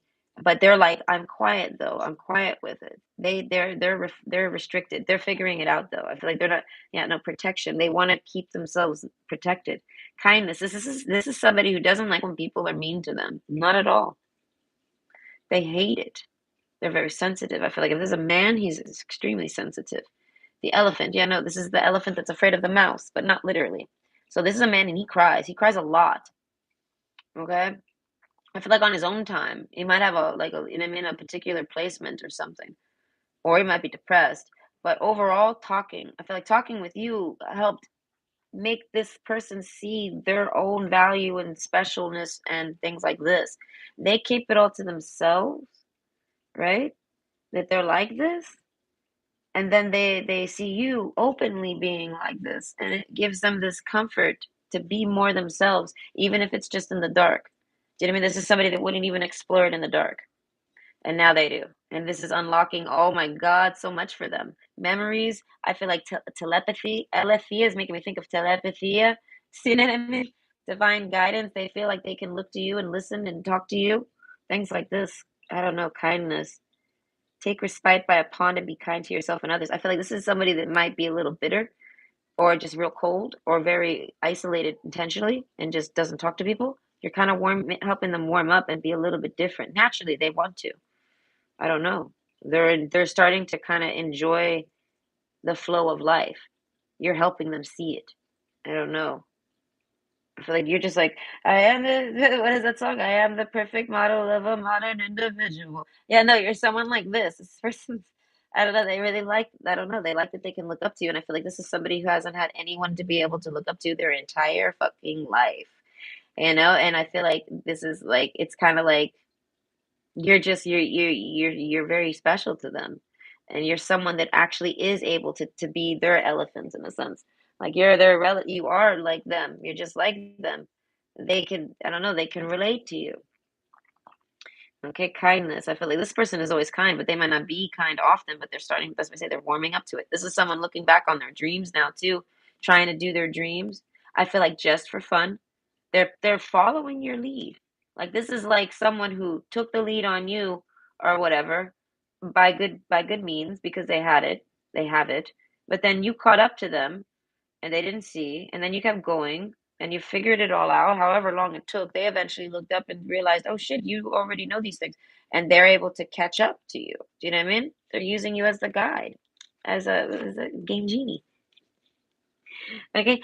The anchor. As I'm saying, this is somebody I feel like they haven't seen you in a while. They would like to visit you. I feel like, but they can't. I don't know. There's an anchor. It's hard. There's a process. There's something. They have to drag themselves to do it. This person, they want you to try to do it. I don't know if this is somebody that wants you to do it. They want you to visit them. They see it as, yeah, I would visit you, but I want you to visit me more. I don't know, risk. I feel like this person's like the one with less risk. The one that I feel like the one that's just easier to travel is the one that should do it. This is my opinion. But overall, hard work is paying off. I feel like the one that can afford it, then fuck that. No, the one that can afford it should be the one that has to travel. Okay, end of discussion. Alright, surprise. So overall, I feel like this person wants to surprise you. I feel like you surprise them. They cannot believe this. I feel like they had an ex, this relative. They might be with them now. They might not be with them. I'm not sure, but they felt like this was their better half. They somehow they started working on this with their better half, and then something happens that makes them realize, no, that is not them. Okay, so they realize. I feel like they realize now that they connect with you easily. All right, so it's not about a relationship. All right. It's more about just like you all's relationship as siblings. I want to say maybe even cousins. This is like peers. You guys are around the same. You guys are in the same age groupings at least. So I feel like, but they could be 15 years older than you. So it's like it could be a relative, but it's someone that's gonna fit in that age grouping with you. Do you know what I mean? Within 15 years. So it's like a, you know what I mean, a relative like this, or younger. I mean within the 15 years. So but it could be any type of family member that's like this. So that's why I'm imagining cousins now too. It's anyone. And I feel like it comes as a surprise to them that you are so, because I feel like you were at a disconnect. You guys weren't talking or something. They just didn't know you knew the answers. They didn't know that you were like them. I feel like you got left behind. And it's kind of like, okay, then the Piper of Hamelin came around, all right? Everybody followed that motherfucker. All right, listen, all those kids followed that guy, all right, with his little flute, and they all got trapped. And the one kid that tried to follow, well, had a fucked up leg, and it took a little longer. They got locked out, all right. And homeboy went home sad, like, damn, I didn't make it, all right. But then what happened? All those kids, they all like. Now I imagine that story. They painted out to be great, but he like who knows what he did with those kids. Do you know what I mean? So it's like I don't know. There's a sense of you having a disconnect. No one seems to know or understand anyone in your family. Maybe you got multiple people in your family and they already talk about this type of stuff. Do you know what I mean? And they had no idea. I don't know, darkening. They just couldn't understand or see you. So that's why I say you either have multiple relatives here that you talk with, or it's just you and maybe just your sibling. It depends on your family dynamic. I feel like if you have some cousins, your cousins are here. Your cousins are here. Your cousins are like you're the black rose. Your other sibling's the white one. Your cousin's that black atmosphere, and your other cousin's the white one.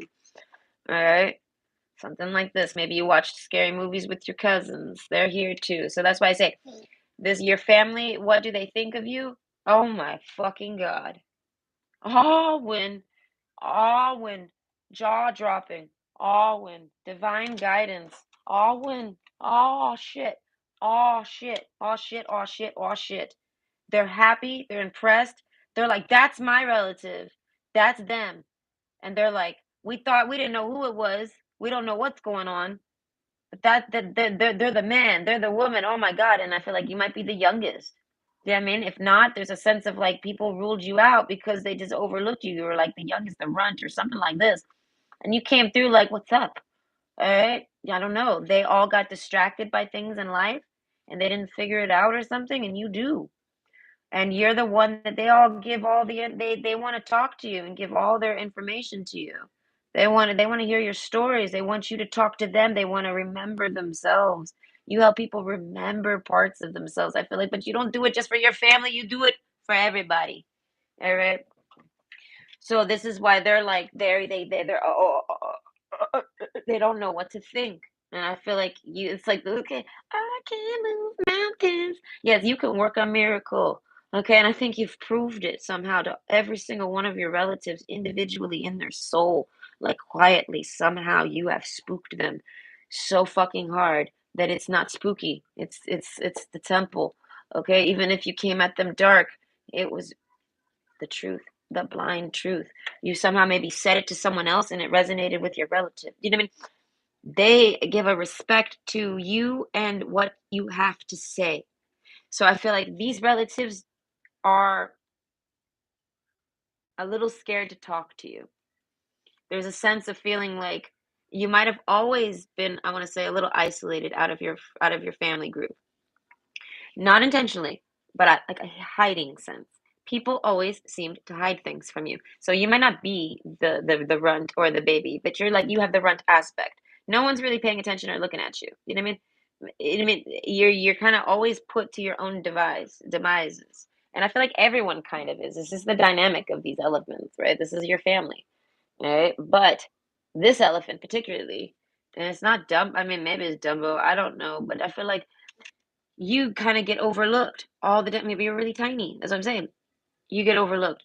No one ever really, I feel like, and then but it's because they don't really want to look to you. They don't want to be judged. You somehow, they always somehow knew that you would know or knew. I feel like, I don't know why or how they knew this, right? But now that you guys are older, they realize, I'm trying to keep this thought, all right? Yes, they realize this is why they've always felt a sense of intimidation from you. So I feel like if this is a direct sibling that you spent like all the damn time with, they do not feel this intimidation factor. Not at all. You tell people you're this that you're intimidating and they're like, "How?" You know what I mean? No, how? No, how? You're not intimidating at all. What the hell? People find you intimidating? Okay? Something like this. They won't. They're the other flower. That's why I said this is a whole family dynamic. All right? There's a star and a pearl here too. So like that might be the mother and the father. Overall, a lot of your relatives are here. And what does your family think of you? You're the shit. They're all like kind of jealous, but yet happy. They're happy as fuck because if it ain't them, they'd rather. It's one of those where, well, if it ain't gonna be me, I want it to be them. You're damn right. They want it to be you. They're like, oh, I forgot about them. No, if it ain't me, fuck yeah, it should be them. Do you know what I mean? There's a sense of them all coming to this epiphany on their own. I feel like it's like a psychic warfare between relatives, even. Okay, but what does your family think of you? Well, you're the boss, dude. You are the boss of all bosses. All when three rays of light, dragonfly. I feel like you're the dragon and they're the flies. Okay, Lord of the Flies. Maybe this is something. Is that a book or a movie? I think it's a book. But either way, you surprise them. I feel like with your abilities, whatever it is you do, your abilities to wow, your abilities to shine, your abilities to do anything. You're talented in something, a passion, you do something. You might do multiple things. Okay. So I feel like your whole family is like cheering you on. I feel like, and they're all talking about you. They talk about you. They're so proud of you, all of them. I don't know. Whenever they talk about you, oh man, they put their pinky up. Like I know that. Like if this is your brother, they're like, oh yeah, no, my sister. You know what I mean? They really, or if this is a cousin, yeah, no, I have a cousin. Do you know what I mean? And I feel like you all do this for each other. It's making me think of when I was at the corner store. I was talking to this boy that works there on the weekends. He had caught a nosebleed. Oh gosh, it was so stereotypical. He's Asian, right? I don't know what kind. I don't ask, but maybe I think maybe he's somewhere near Thai, but because they have a tan. But either way, he's there and he catches a nosebleed, and it's just like an anime scene. And I'm like, this is funny. I laugh, and I was like, "What's up with your nose?" And he's like, "Oh no, it just randomly bleeds like that." And I tell him, I said, "No, man, my cousin's the same exact way. My cousin's the same exact way." I said that shit drove me crazy as a kid when I talked to the when I would hang out with them, and their nose would just randomly bleed. I'd be like, "How are you okay with that?" Okay, I'm terrified of this. Do you know what I mean? So that's why I say there's a sense of that's why they put their pinky up and they talk about you with the most utmost respect. They respect you. They see you and everyone. I feel like your whole family kind of connected, and I feel like through you, through your talking. Ha ha ha ha. Nailed it. Okay, yes. I want to say you brought everybody together. Okay? It's like, okay, I make the joke. It's like Jesus here. It's like you are the Alpha, you are the Omega. Your family makes a circle. Right? They're all holding hands like we are the world. Okay, but y'all connected through you. You are the one, and I feel like and everyone wants you to vocalize what they want to say for you. They want to put it all on you. Like, oh fuck, speak for us, do this, do this. You career, money, fortitude. I don't know. I feel like they feel like so much comes from this. So much blessings. Right? So they're kind of supporting the fuck out of you mentally.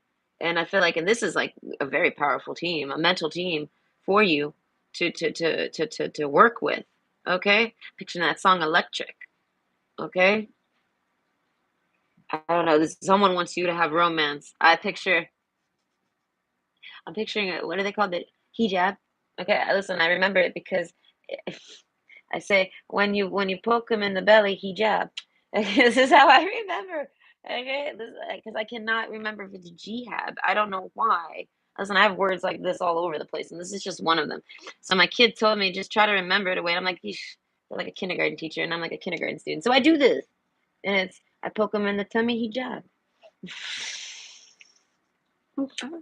Okay, so yes, I want to say you might even have Muslim relatives. I'm picturing a hijab, and I feel like, but this is like a blood relative of yours or something like this. If not, it's a soul relative. I feel like this is like a soul family. So I feel like this might be like literally the binds that tie us. I feel like you might be slowly discovering your soul family. But alongside your real family, I feel like there's like a not a pyramid of this, but it's like a family tree of this. But it starts out with the main um the base family. You're your family, your reality, your who is with you, who rode this train with you of your life. Do you know what I mean?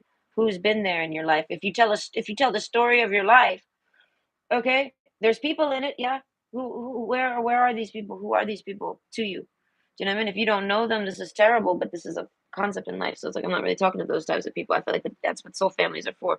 So even people that have those families, they still will find soul family, star seeds, things like this. I was talking about it in the beginning. But either way, you're like if there was a club, all right, for being star families, star seeds, and you're like the leader of the star seeds, something like this, like the star seed club. Okay, the starfishes. That's why I say it's something with autism. All right, you guys might like Patrick. You might like have Patrick or SpongeBob days. That's why Patrick and SpongeBob are the split minds of the yin and yang. I want to say, but funly delivered is jokes, but very realistically easy to incorporate. This is why that's such a successful show because there's a one side and then there's the other. But what you are is you are the SpongeBob mixed with the Patrick. Do you get what I mean? So you resonate with a Patrick and you're probably very SpongeBobby. And this is people. I want to say some people are like this. Okay, it's a new wave of people. I want to say they're all over the place. Well, it's like this the tree, like the tree's bearing fruit, and these are the fruits of the tree. Oh wow, that's really fucking good. All right, let's blame it on the weed, not my brain. No, no, I want to say that was probably one of my relatives telling me that. But no, basically, yes, these are the fruits of the labor. The tree is your family, basically here, and the fruits of that are the children's, obviously, because they contain the seeds inside to drop to make the new trees to keep the forest growing. Because that tree can't live forever, or if something happens to that tree, it will die. So the forest must be grown in a sense, right? So there's a natural process of growing this forest in its own natural time. Not all seeds take root, blah, blah, blah. That's why I say so whatever fruit comes out, it has to be, I don't know, cultivated, paid attention to. It's special. I don't know. And I feel like that's why you guys are the fruits of this on the tree. Like oh yes, an orange tree. If we're looking at an orange tree right now, you're like an orange, and so is this other person. But there's tons of oranges on this tree, but you guys were just like the first ones to grow. So it's like whoever grew first is irrelevant. At the end of the day, one was on that side of the tree and one was on the other side. And someone came and took all those oranges down and put them all in a box, and y'all met up again. And you're like, oh, hey, I remember you. You've been around as long as me. Shit. Let me tell you what I saw on my side of town. And you tell me what you saw on your side of town, and let's make this story complete. Do you see what I'm saying? There's a sense of you completing people, helping people by completing themselves. They've missed and lost parts of themselves growing up through all sorts of different types of traumas that everyone in this world has had to experience. Everyone's had different versions, different strengths, different volumes, different amounts. All right, but everyone has experienced darkness, so to speak. The darkening is no, the dark period has happened on us, and everyone's fucked up over it. And they all get amnesia, just like with the fucking soap operas, passions. Yes, these are the passions of our lives. Okay, yes, this happens. Okay, and you somehow didn't forget any of this. You stayed exactly who you are through all of the darkness. And I feel like you don't know, you just did. You didn't let nothing stop you.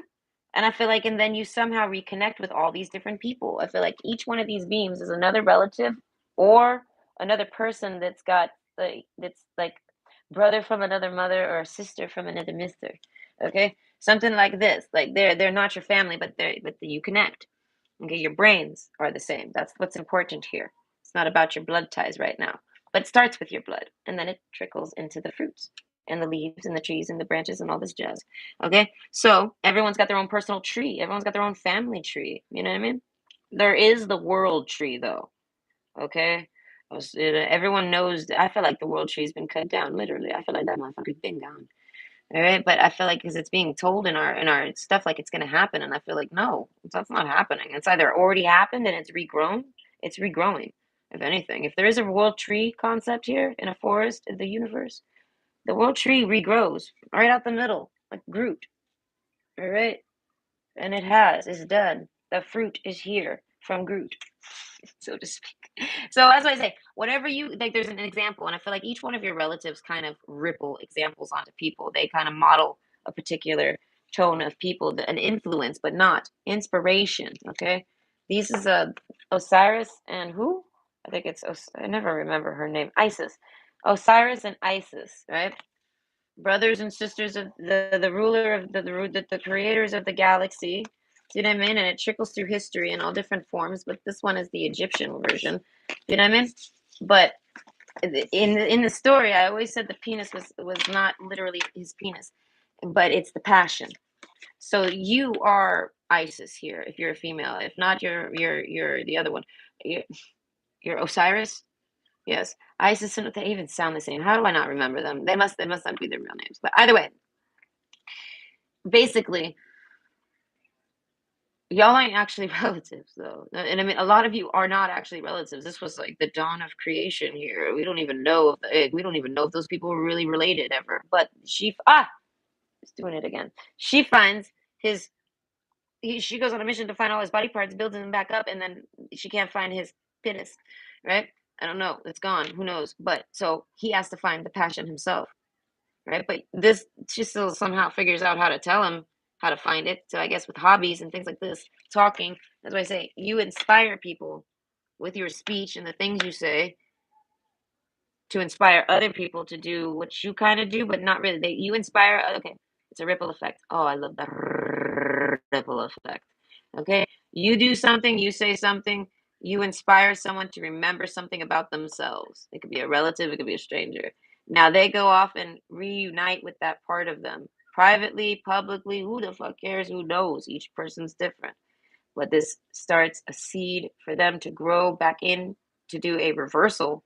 Okay, because everything's asked backwards, but to do a reversal so that they can find the root issue to where it all went wrong for them, why they ever closed off in the first place.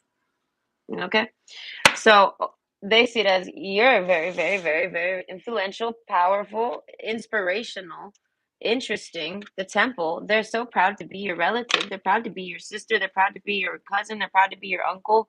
They're proud to be, I feel like anyone. This relative shows you maybe to other relatives and they are just blown away. I don't know. You blow people away.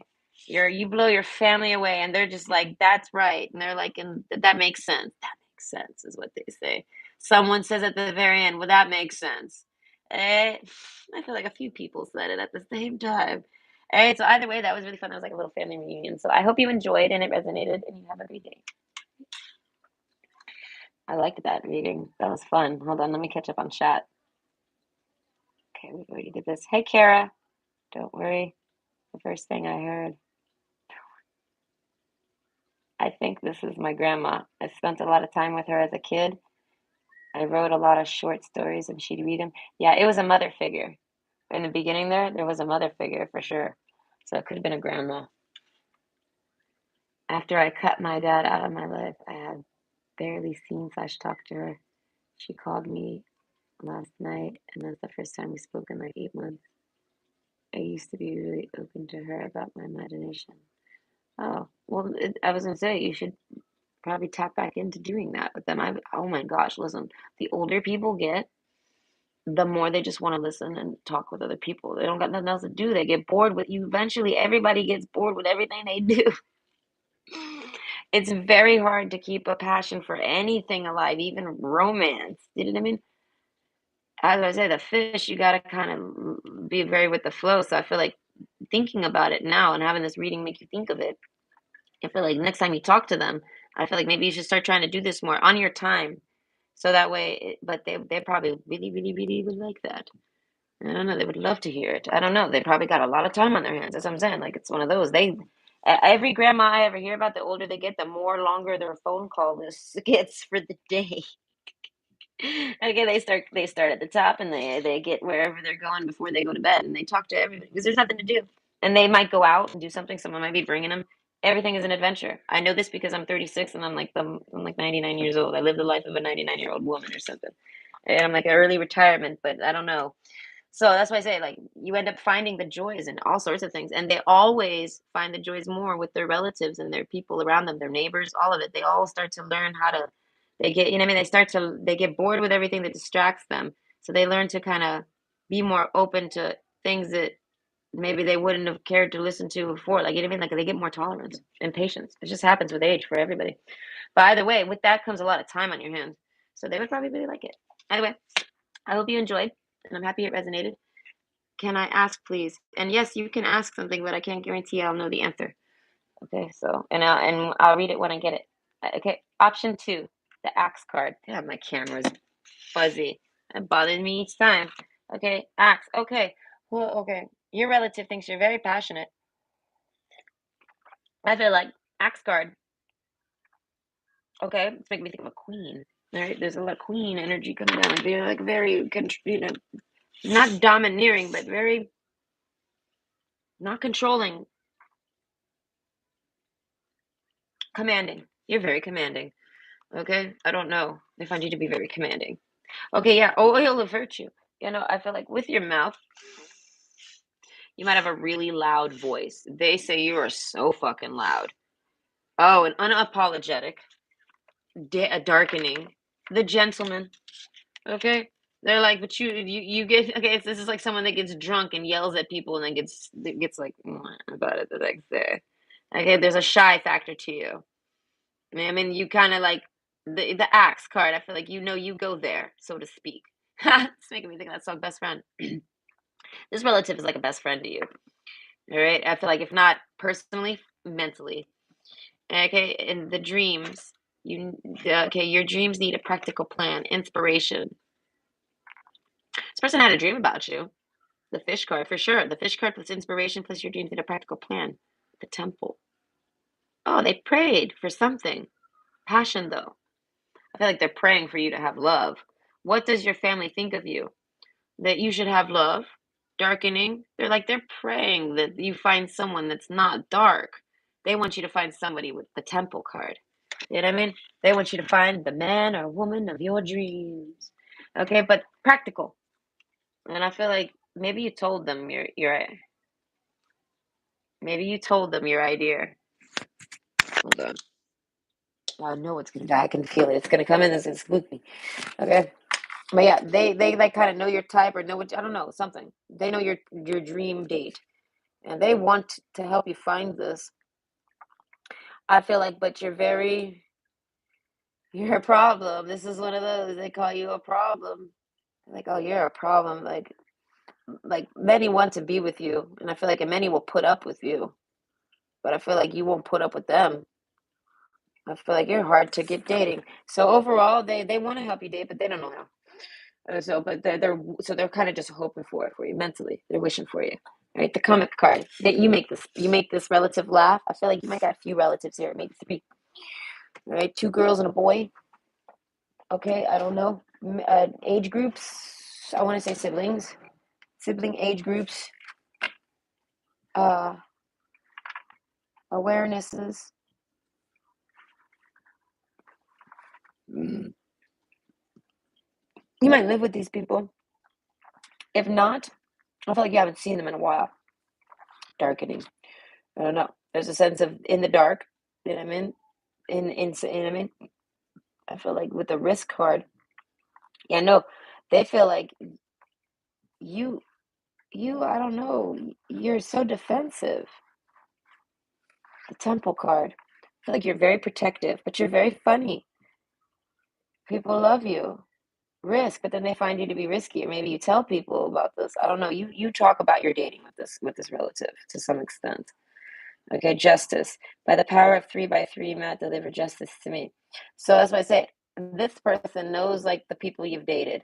I feel like they know like they've watched it or they witnessed it or they heard the raw uncut version of it. This one, oil of virtue, verteral. I don't know what that even is. So they know like behind the mask, behind the scenes. They know like the depths of things and they see you make I want to say really good, funny jokes. You help this person laugh. This is somebody that has a hard time with dark times. Okay, and they know you're going through a dark time. This is somebody that knows things about you. This is a behind the scenes person, and they just don't understand. Well, they do. Like they're not saying it like in a judging way. No, They're like in like a baffled way. Like, how do you do that? How do you still put on, so to speak? How do you put on every day? I feel like as I say, the house card. They come to your house. They know how you're living. They know what you're doing. You know what I mean? Things like this. The gentleman card. There's something about, like, it's not shame. I feel like whoever you, maybe, I don't know. This relative is, it's like it's a 50-50 split. I feel like you both are really funny people. Okay. But overall, justice. This person, okay, there's a balancing act here. So I feel like you get out of balance and you get down. Something has happened. The axe card. Whew, something happened. Something has fucking happened. All right. Call the fire department. Johnny's home. Is that what it is? Daddy's home? All right. Yeah, no, he's breaking down the door with the axe. All right. Oil of vitriol. Okay, the comic card. I feel like whatever has happened, you laugh it off. This person knows the extremity of it. They are impressed that you're able to laugh it off. And they find it funny, even. You help this person, I feel like, deal with issues that are similar because of you laughing off yours. Now, the point is, though, is that there was no funny business here. So that's why they know that it's not funny business at all, and they know that you know it's not funny business at all. Like, you're not downplaying this. This is just how you talk about it. The justice card. This is something about being fair and justice, just, you know what I mean, and balanced.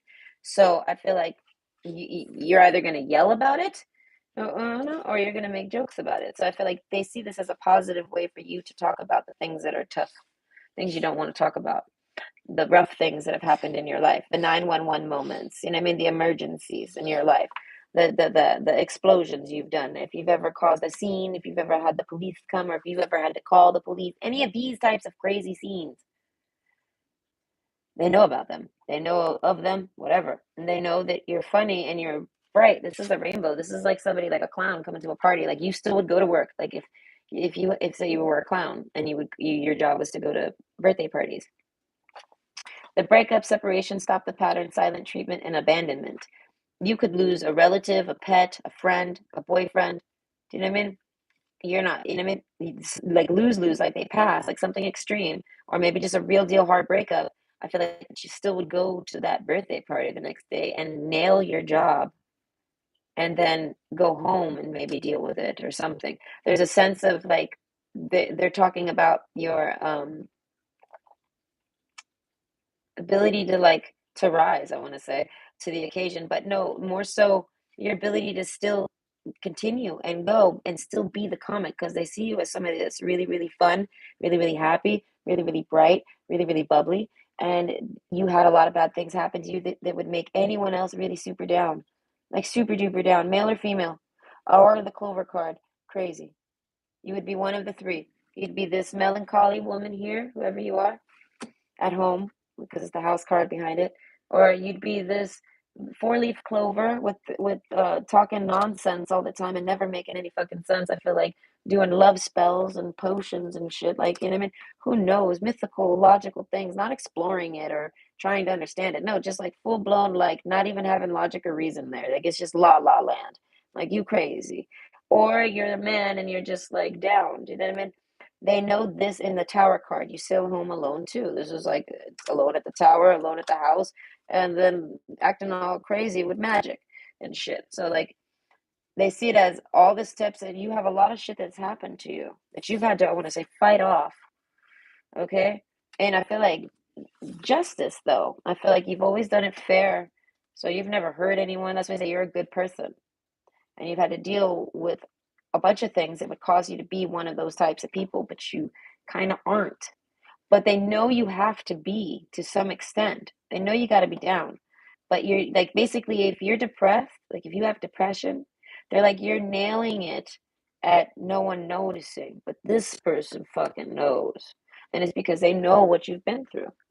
Like, they maybe live. I feel like live.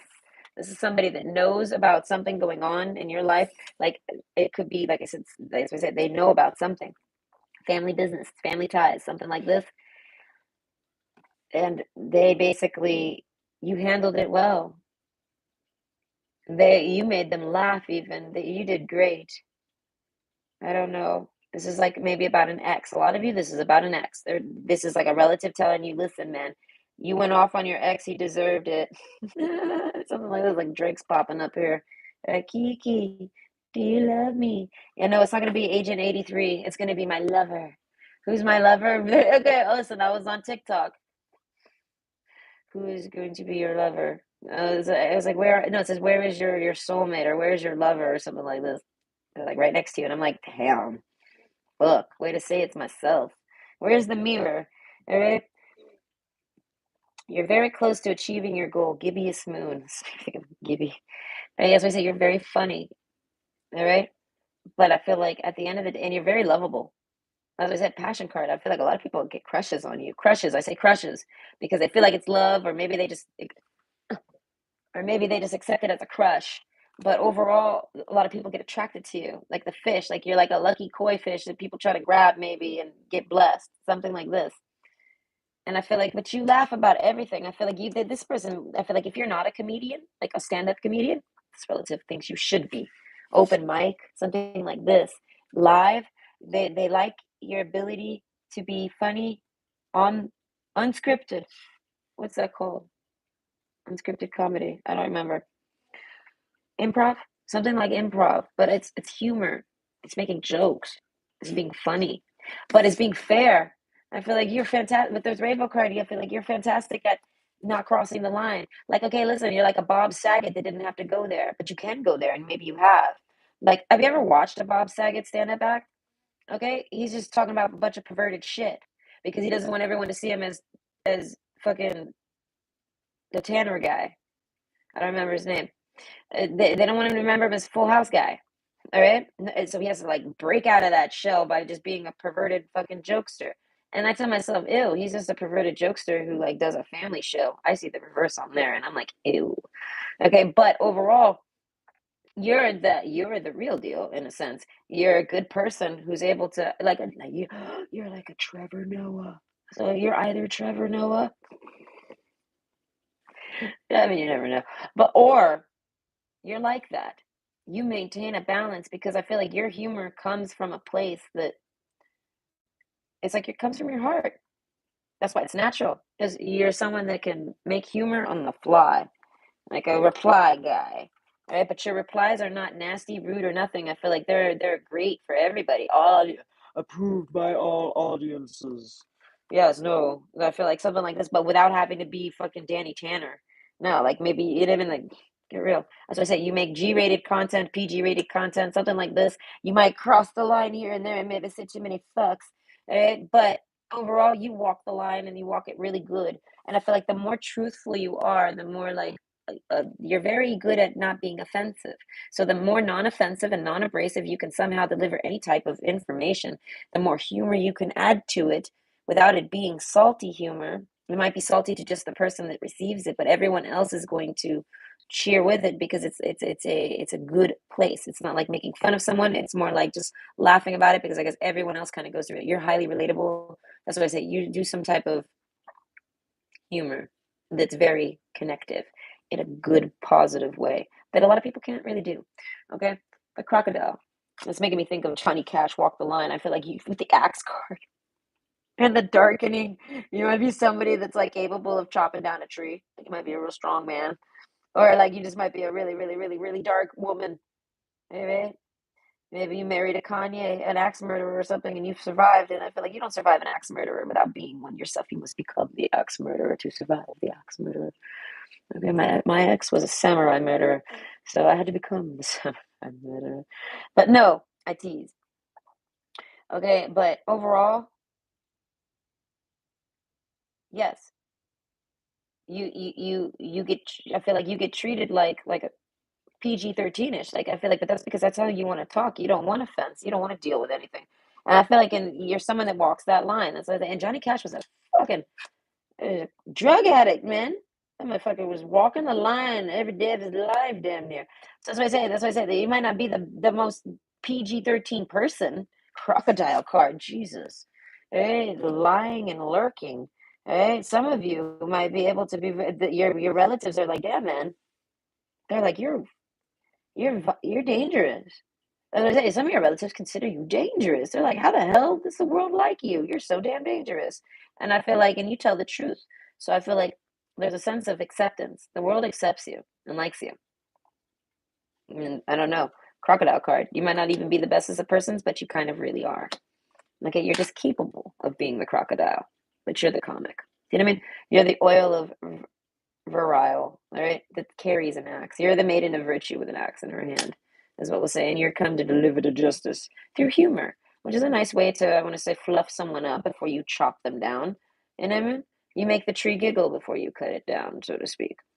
All right, but the trees you're cutting down are marked for it because they got like an infection or something. As I'm saying, there's a sense of you tell the truth to people, justice. It's like a karmic justice. So this person sees it as words of love, speak with your heart. Yeah, as I told you, it comes from your heart. You speak from your heart. So even if you talk about something that you don't necessarily want to talk about, you find a way to talk about it and passively so that it's approved to some extent. You walk a line. You very rarely break the line. If you're someone who like has like a media account, you've never got like chat bans or made new accounts. Like I feel like you've had like the same account since you've made them. Yeah, I feel like you've never changed them because you never had to. You never did any, and I feel like, and you don't hold back. But a lot of people are like, how the hell do you do that?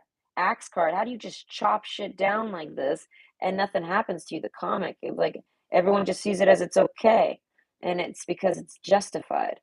I don't know, words of love. You're speaking from your heart. You're only saying these things to people that you care about. I feel like the louder you yell, the more you care. It's just something that you're loud, and these people are like, man, they're loud. They yell, they yell, they yell. Risk though, only if it's something that's something when something is at risk. I feel like you're actually you're actually kind of very quiet. The clover card, you might like to nap a lot. The sleep card, you like to try to dream. Maybe you practice like some type of dream games and things like that. You like to explore dreams and imagination. You might like to love. You love to watch movies. I feel like all these things this person knows, but I feel like, but you're not doing any of this. You are speaking from your heart and you are doing this. You are making people laugh. I feel like you got the axe card here. I feel like you're doing your job, you're doing everything and you're very close to achieving your goal. So it's kind of like say you got hired to go chop down a bunch of marked trees that were got some type of fungus on them or whatever. You're almost done. And then once you're done with that, I feel like now what do you want to do? You know what I mean? That job's done. The fish card, you got to start looking into your dreams and your imagination. You got to start finding something other than work. You're a workaholic, something like this. All you do is work. You might have a passion for your work. Okay, so hear me out as a person here just talking to you. If you have passion for your work, follow it. Ride that wave. When you're inspired and you have that passion, you have to do it. Even if you like do 4 videos in a day, if you wanted to fucking do it, do it. Because I will tell you the same thing that I've always told my motherfucker ex-husband. When he would buy a new video game, he would always be like, damn, I just want to play all fucking day. And I would tell him, well, next week you won't want to whether you do it or not. So you might as well, do you know what I mean? Enjoy what you paid for because that shit's expensive now. So I was like, go ahead and take 3 days and do jack shit. Let's just eat some pizza, keep the house clean. You know what I mean? Let's just go game out and veg out for 3 days because it's gonna wear off. Let's just ride that wave until it wears off. And we do. Do you know what I mean? We would do that. So whenever we got a new toy, a new electronic, a new anything, right? We wouldn't try to pace ourselves because it never really changed anything. You know what I mean? There was no you couldn't pace you can't pace excitement. Do you know what I mean? People don't realize they subconsciously try to tame themselves all the damn time. Do you get what I mean? Like raw. And then they try to tame whatever they're invoked or inspired to do. They talk themselves out of it or something. Do you know what I mean? The comic card, there's a sense of being ridiculed. The whole world, like I said, has been ridiculed in reality. So they're all dealing with these issues and they all got their own angle or version from it. That's why everyone's so damn highly offensive. Like, if you could try to cater to these people and then you end up offending of those people. And you're like, oh my God, Trevor, how do you do this? Trevor, how do you do this? All right, no, I connect to, listen, Trevor Noah wrote a book and my kid was forced to read the book. And my kid actually like cries reading this book because they are Trevor Noah in the book, and I am Trevor Noah's mom. And I'm like, oh my God, this is actually real. This is happening. They're telling me all these accounts that are literally identical accounts, right? But things went differently because different time periods, different age groups, different people, right? So it didn't end the same for me and like as him and his mom with Trevor, like with like their childhood or their upbringings. No, it's not ending the same like this for me. We're different. But overall, I'm like scheduled to get shot in the ass and have it come out my face apparently. Or some shit like this out of the ITs, but they no, like I mean, like a crazy ex comes after them with all sorts of crazy shit. So my point is that you never know who your story's going to resonate with, and basically, I tell my kid they're like Trevor Noah. No, I tell my kid, oh my god, you're Trevor Noah. You know what I mean? So it makes me laugh. So I connect to Trevor in my own mind, my imagination's mind, because that motherfucker's just like my kid. So I connect to my kid, and I mean, it's like it's another type of Trevor Noah. I always talk to them about how to be non-offensive. If I say this, what'll happen? So that's why I say there's a sense of crocodile. You kind of edit yourself, but for good reason. You're not trying to be offensive. It's not to be fake. It's to be accepted. It's to be polite. It's to be right. It's to be to do the right thing. Do you know what I mean? You might be a crocodile, but you're not gonna eat humans. You're only gonna eat the chickens that are walking by the rivers. Do you know what I mean? Like you're a crocodile with a conscience, so to speak. Either way, clearing, make room for growth. You're single. Your relatives are like, "Why are you single?" I feel like this relative does not want you to be single. Ex, you might have had a really terrible ex. The axe card. You know, you might have had a terrible ex, and you're not really trying to. I feel like words of love. Speak with your heart. I feel like you're very open mouthed, open minded. I tried to combine them. Okay, and a lot of people darkening. I don't know. Mm, like I feel like a lot of people like you, but the minute you might not be on, that's what it is. If you're not on, nobody likes you, or at least they do. They do. They do. You just feel this way. You feel so. You always got to be on, always. And I feel like this is someone that's seen you off. You know what I mean? I feel like when you're off, like in your downtime, they want to see you doing something fun. They don't want you just doing this. They just don't. They don't want you sitting there doing that. I feel like whoever this relative is, male or female, whoever you are. No, they mean this with love. They're like it's like that video when the grandma on that Camila Cabello video, Havana. Is it Havana? I think it's the Havana video. Either way, that tells her basically you got to go out there and do something with your life, and it ain't gonna do nothing without it. Okay, ain't nothing gonna happen if you don't do anything. So she goes to the movies on her own. Okay, something like this. Like they're trying to like be abrasive about it and get you to do something. They don't want you sitting around. But I feel like clearing, make room for growth. I feel like you have plenty of the axe card. Yeah, no, like you it's like someone who's like, I'm not ready yet. And they're like, no, no, you're ready. You've cleared the woods. You've built the house with the clearings. You've even installed fancy warm floors. You're ready. Okay? You're ready to date, is what this relative says. And you're like, no, no, I'm not ready. I'm not ready. But you're like well over ripened, ready to date. Clover card. I feel like you're just waiting for that right person. Okay, I feel like I don't know how long ago you came out of a bad relationship, but this is what's playing here. But this card is like being relieved and relaxed and being happy and given to yourself and being happy, single, loving life, and just being happy to be alive almost. And you might be down and like you're bored looking, but you're okay with being bored. You know what I mean? So you're kind of always pushing off trying to date because you're just not really ready to possibly end up with another mole. This is the Thumbelina story, and how the Thumbelina story goes is it's this girl, she's a little thing. She's married to a mole. Okay, they live in a burrow, and he's nasty to her.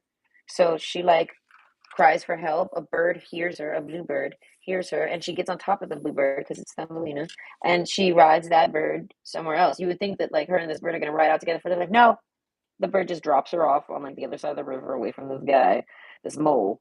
And then she's free to live her life. And what does she do? She literally nuzzles up and she gets caught up again by like a person, I think, later. But to end the story, she is okay, happy being single.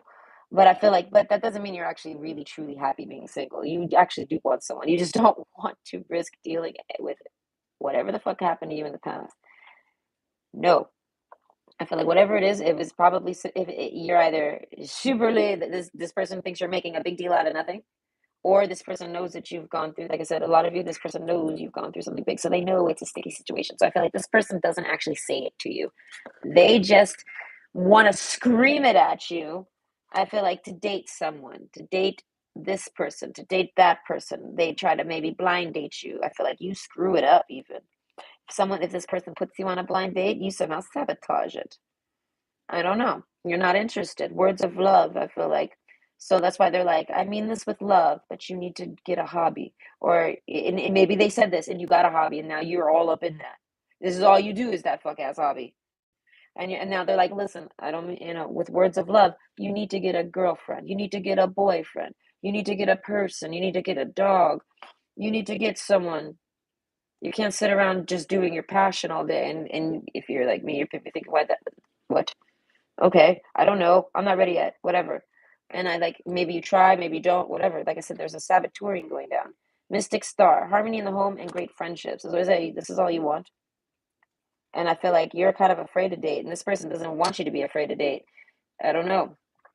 You feel like the only way to keep harmony in your home is by having only great friendships and no sex relationships, no girlfriends, no boyfriends, no dating. No. Clearing, make room for growth. But I feel like you got yourself all ready to date though. I feel like you did this because you want to date, but then you're like, no, I'm not interested. I don't know. You pull back, you're like, ah shit, I don't know. If you wish. All right. Instead you make a wish. And I feel like so you might meet someone you're interested in, or maybe this person, this relative has somebody that they've set you up that that you're interested in, and they're trying to tell you to pursue it, pursue it, pursue it, pursue it.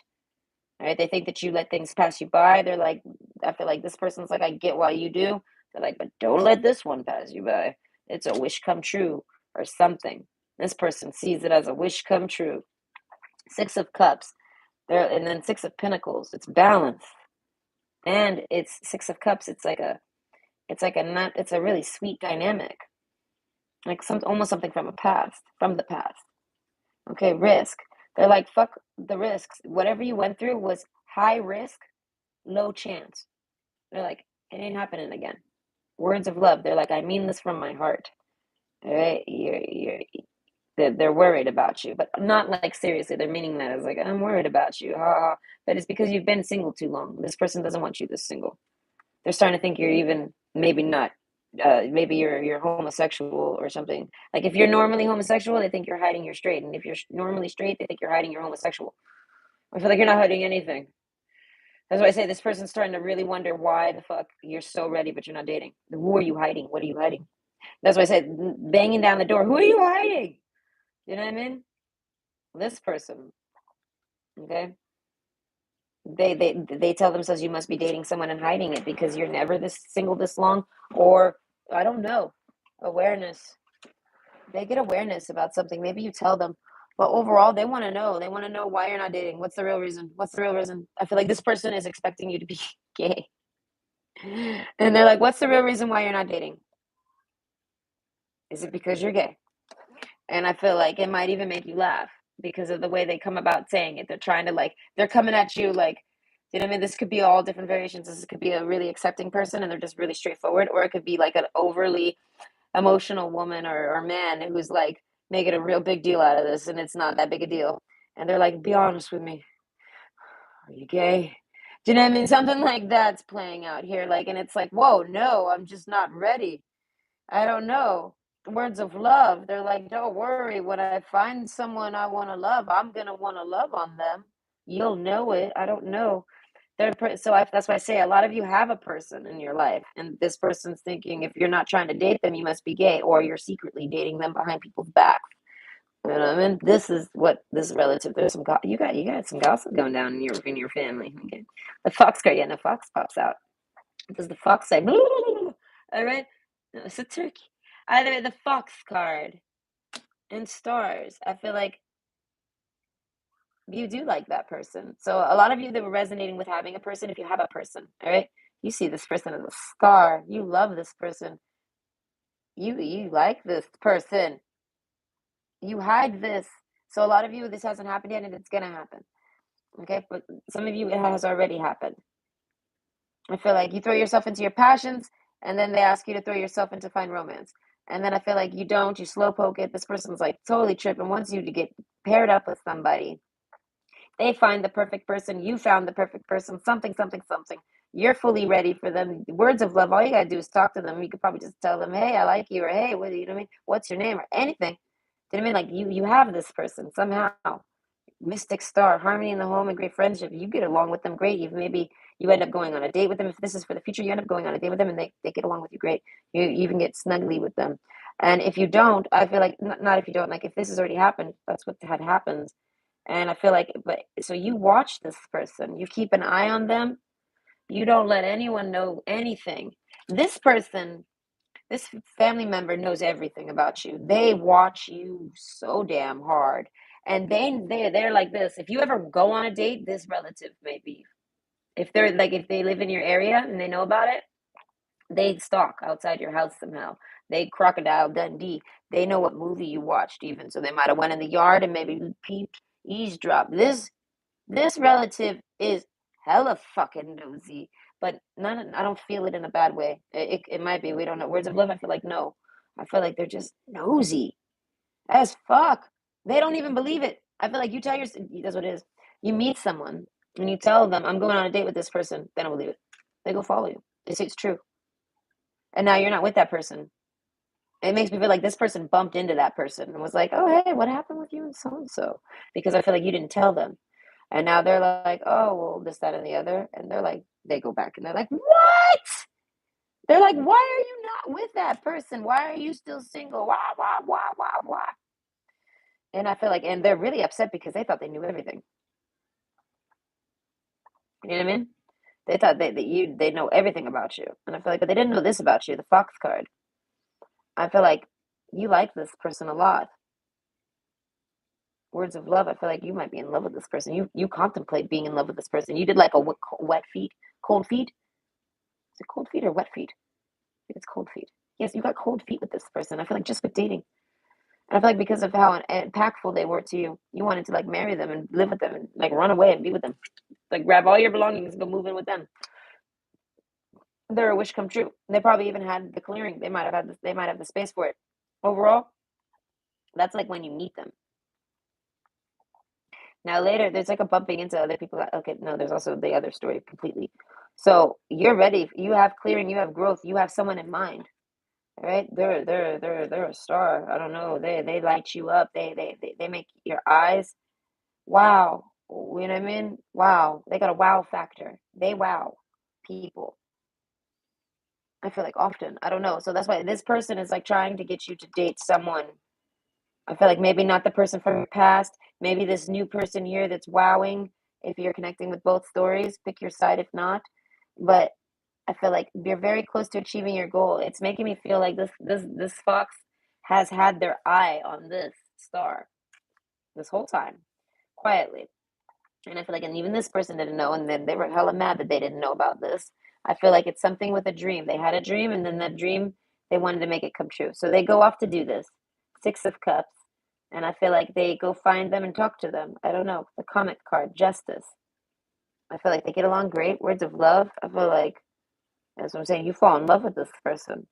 There's a sense of watching them, though. So you have to talk to them, Mystic Star.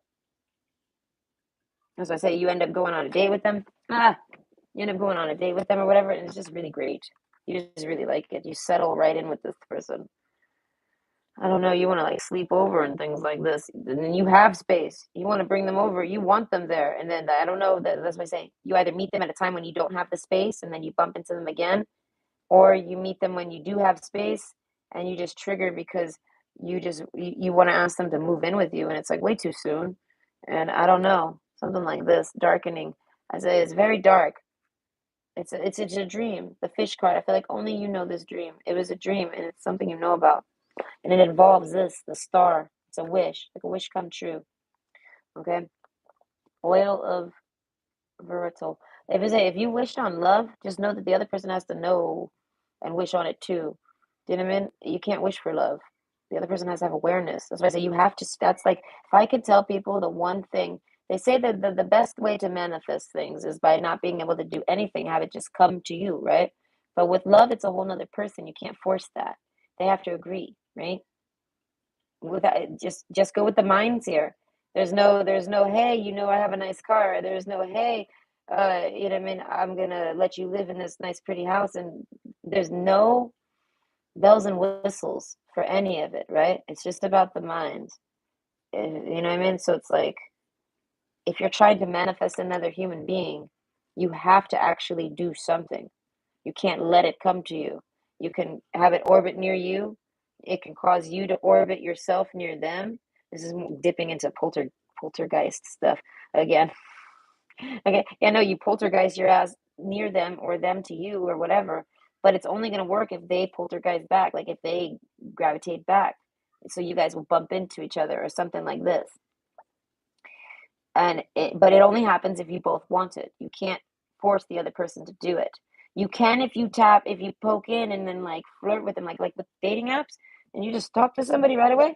You skip this, and I feel like so overall, there's a sense of you recognizing that you want to date this person, but you just maybe don't know how to approach them, however or whenever they come at you. Clearing, make room for growth. I feel like no matter how much fucking clearing you've done and how ready you've gotten to date, you date this person and oh God, no, you thought you knew, but you have no idea. All right, this person I feel like comes with a background story. The Clover card. They're very, very lucky. You know what I'm saying?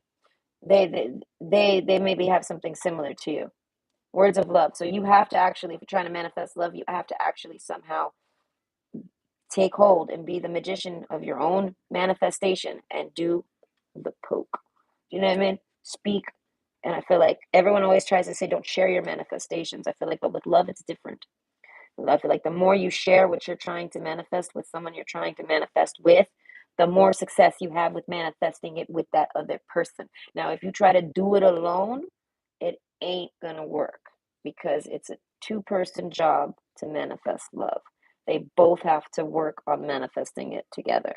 So that's why when I don't know, there's black magic and things like this, but I feel like none of that is here. This is just normal shit. Like you met someone passion, holy shit, they let your fire.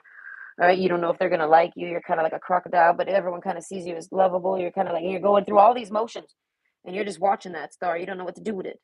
You know what I mean? So it's like you thought you were ready, but you weren't. Like this is like a reality check.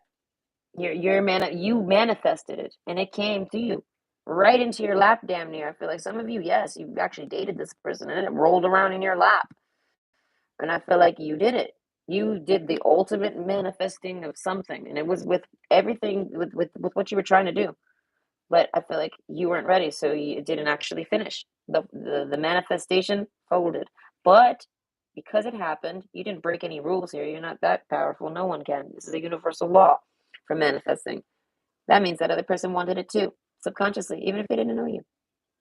They were letting themselves guide them to you. Life guided them to you. You did not guide them to you.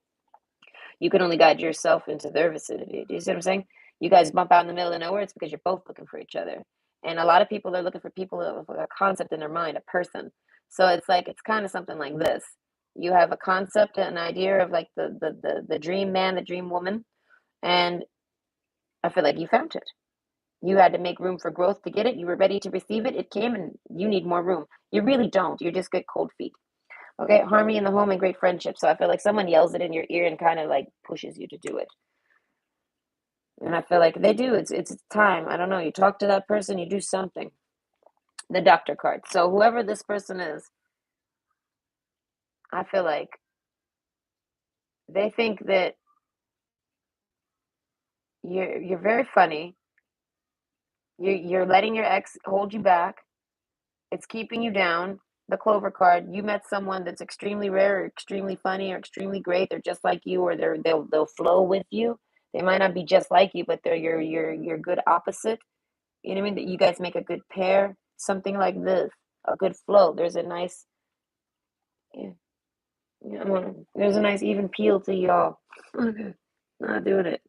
And it's a wish come true. I feel like for this person, for that person, for that person, that person, it's for wish.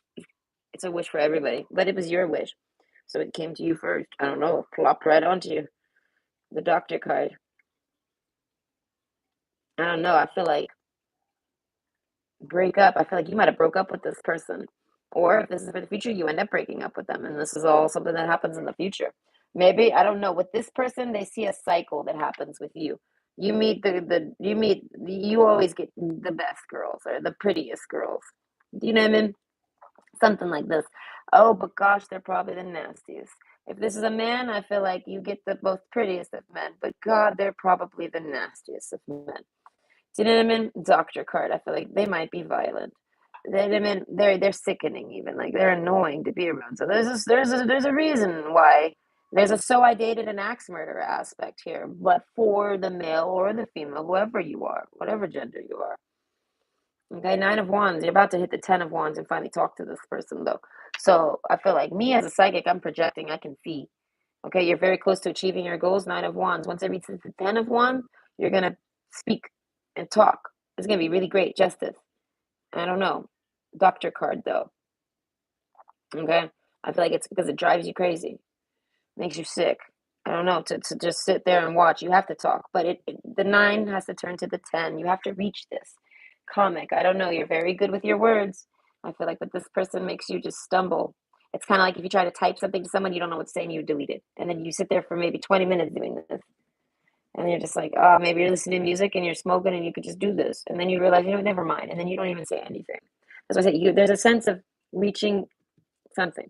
It's time finally. I feel like, and you can't rush this. You're kind of someone that needs to go with the flow. And this person probably too, if you're trying to date this star here, if this star like already exploded. All right, this is like this is the star has exploded. And I mean, and I feel like, and you need to make room. They're a very loud presence. They're very large. They might be big.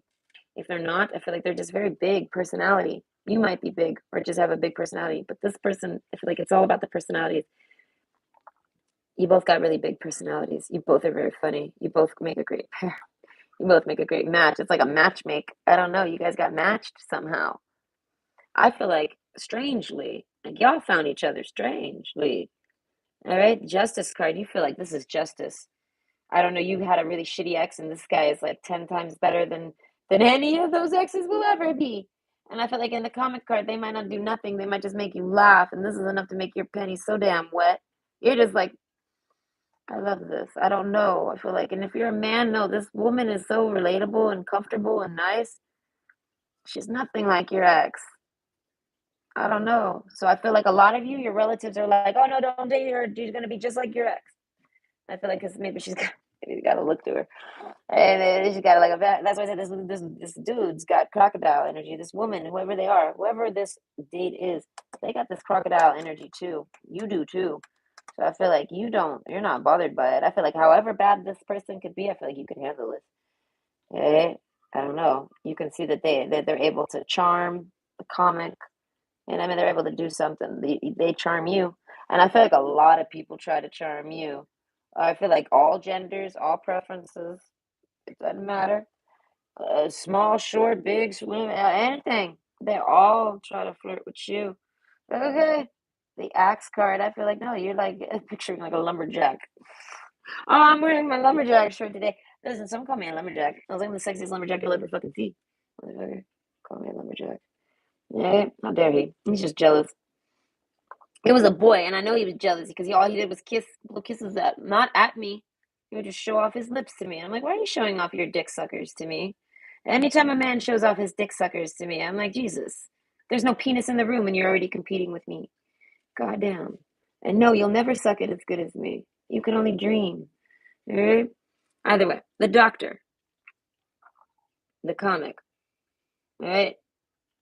It's like, you got, I'm hearing that song, Doctor, Doctor, give me the news. I got a bad case of loving you. Yes, this person, I don't know, you like them. So a lot of people are telling you, don't do it, don't do it, don't do it, blah, blah, blah, blah, blah. But I feel like in one person, is like, yes, do that. Oh, I would do that. I feel like they even get a little slobby and gross. But either way, everyone's all up in your ear about someone that you met or someone that has been brought into the scene into the holidays too. Christmas parties are happening, things like this. Oh, I want you to come to this Christmas party so you can meet so-and-so's friend from work. You know what I mean? Something like this. It's going to be great. I don't know. That's why I say you either have, or you know who this person is. The star, you know who this person is. If you have no, that's why I say you might not. If you don't have anyone right now, it's coming with the holidays probably. But what does your family think of you? Maybe they have a surprise thing like this. You're going to a party and they plan to have this surprise date show up and it's like a blind date. Surprise, here's so and so. You guys would probably get along great. And I'm like, and you do. Words of love. Speak with your heart. I don't know. You just got to be honest with this person. I feel like you're intimidated and then you end up talking with them and you end up being completely unintimidated very quickly. I don't know, the temple card. They're not very risky. They have, I don't know, something about your awareness skills. You're just not scared of this person. And balancing male and female energies, peace and harmony. I feel like you guys make a really great balance. Okay? So, either way, this is what your people are saying about what's going on with you.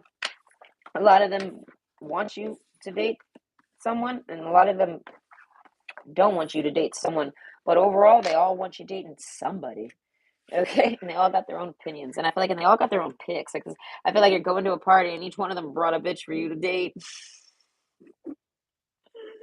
and then you and this other person here have like someone else that you know of, and they're like, oh, no, no, you gotta go with that one. I don't know. There's someone helping you pick. Either way, I hope you enjoyed. Okay, you sound like you have an exciting holiday coming up. Okay, oh my God, my stomach's not feeling well. Can you ask, please? Oh no, he didn't ask anything. That's okay. Hold on.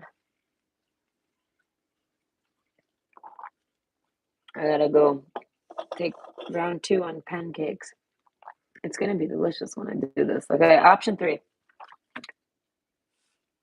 Ascending. Is that the card even? Yeah. With passion. So, what does your family think of you? You got your head in the clouds, man. Passion. I feel like if you draw, paint, do any art, if you do anything that's solo, even if it's just playing video games on your own, I feel like you're fantastic at it.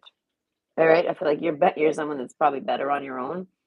Right. But if you go play team games, team sports, I feel like then that doesn't count. There's so much you can do. I mean, yes, carrying exists, but it's like, let's be honest here. Everyone knows. Everyone that can carry knows that you can't carry that. There's certain things you just can't do. Right? But I feel like you're someone who can do a lot. You know what I mean? You might tell people, don't tell me what I can or can't do. And I feel like it's because you're capable. You're highly capable. So your family thinks you're very capable. Ascending, I feel like, and more. The fish card. You're someone that might have a lot of dreams. They're like, pick one, take one. 1, 2, 3, 4, 5, 6, 7, 8, 9. 9. You might have 9 dreams specifically that you don't even necessarily know of. But overall, you might have 9 relatives pulling up here right now. I feel like you might have a relative that was born in May. I mean, there's like a cousin maybe here.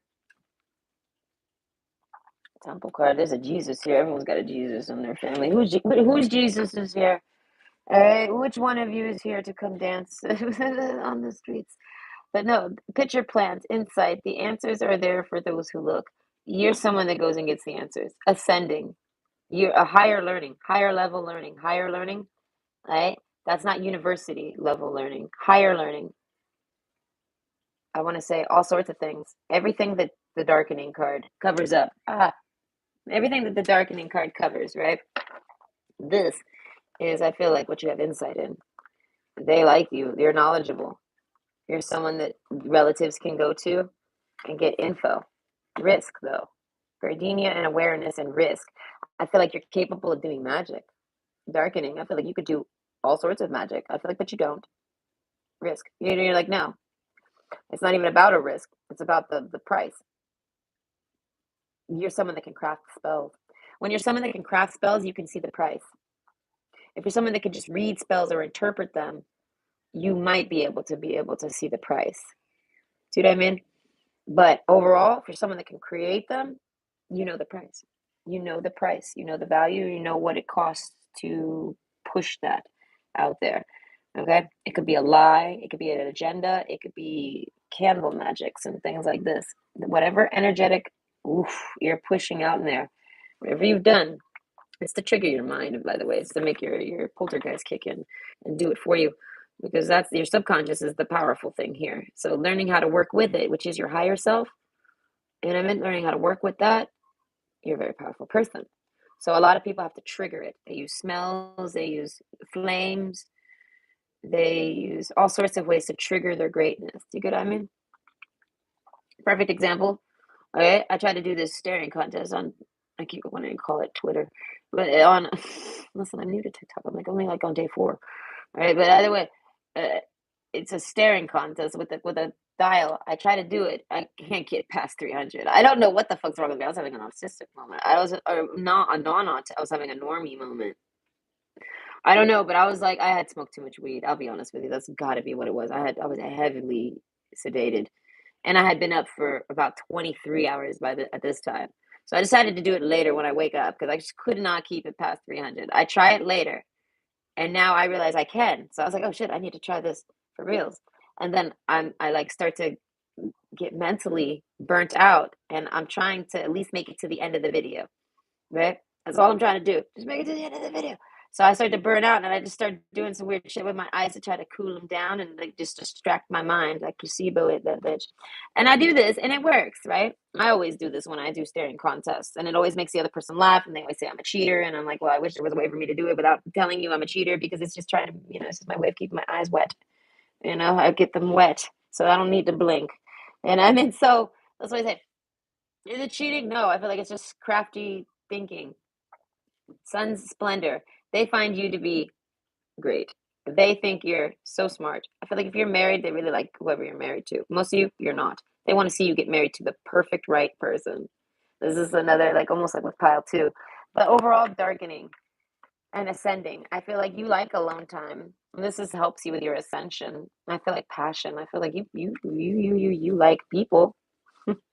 Hey, do you want to date someone? You have a dream. We got the fish card plus the passion card with the ascending card riding up to it and the pitcher plant insight. I feel like, okay, you've told this person or this person wants to talk to you, but overall, it's about your dating life.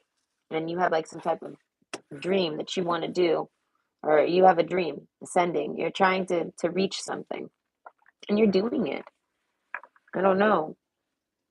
Awareness. People are aware of this. Inspiration. You've inspired people, I think, to try to chase their dreams. I feel like to find the perfect partner. And I feel like, but not in a sense of looking for the perfect one, but just holding out for the right one. Do you get what I mean? I feel like that's what you're doing. And they tell people this. Okay, so you might be highly desirable. Okay.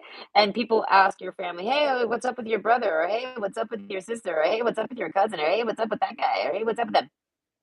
Oh no, they're not really dating right now. They're not in a rush. They're waiting for the right one. Meaning like they're this whoever this is, they judge whoever tries to date you. People try to date you through this person.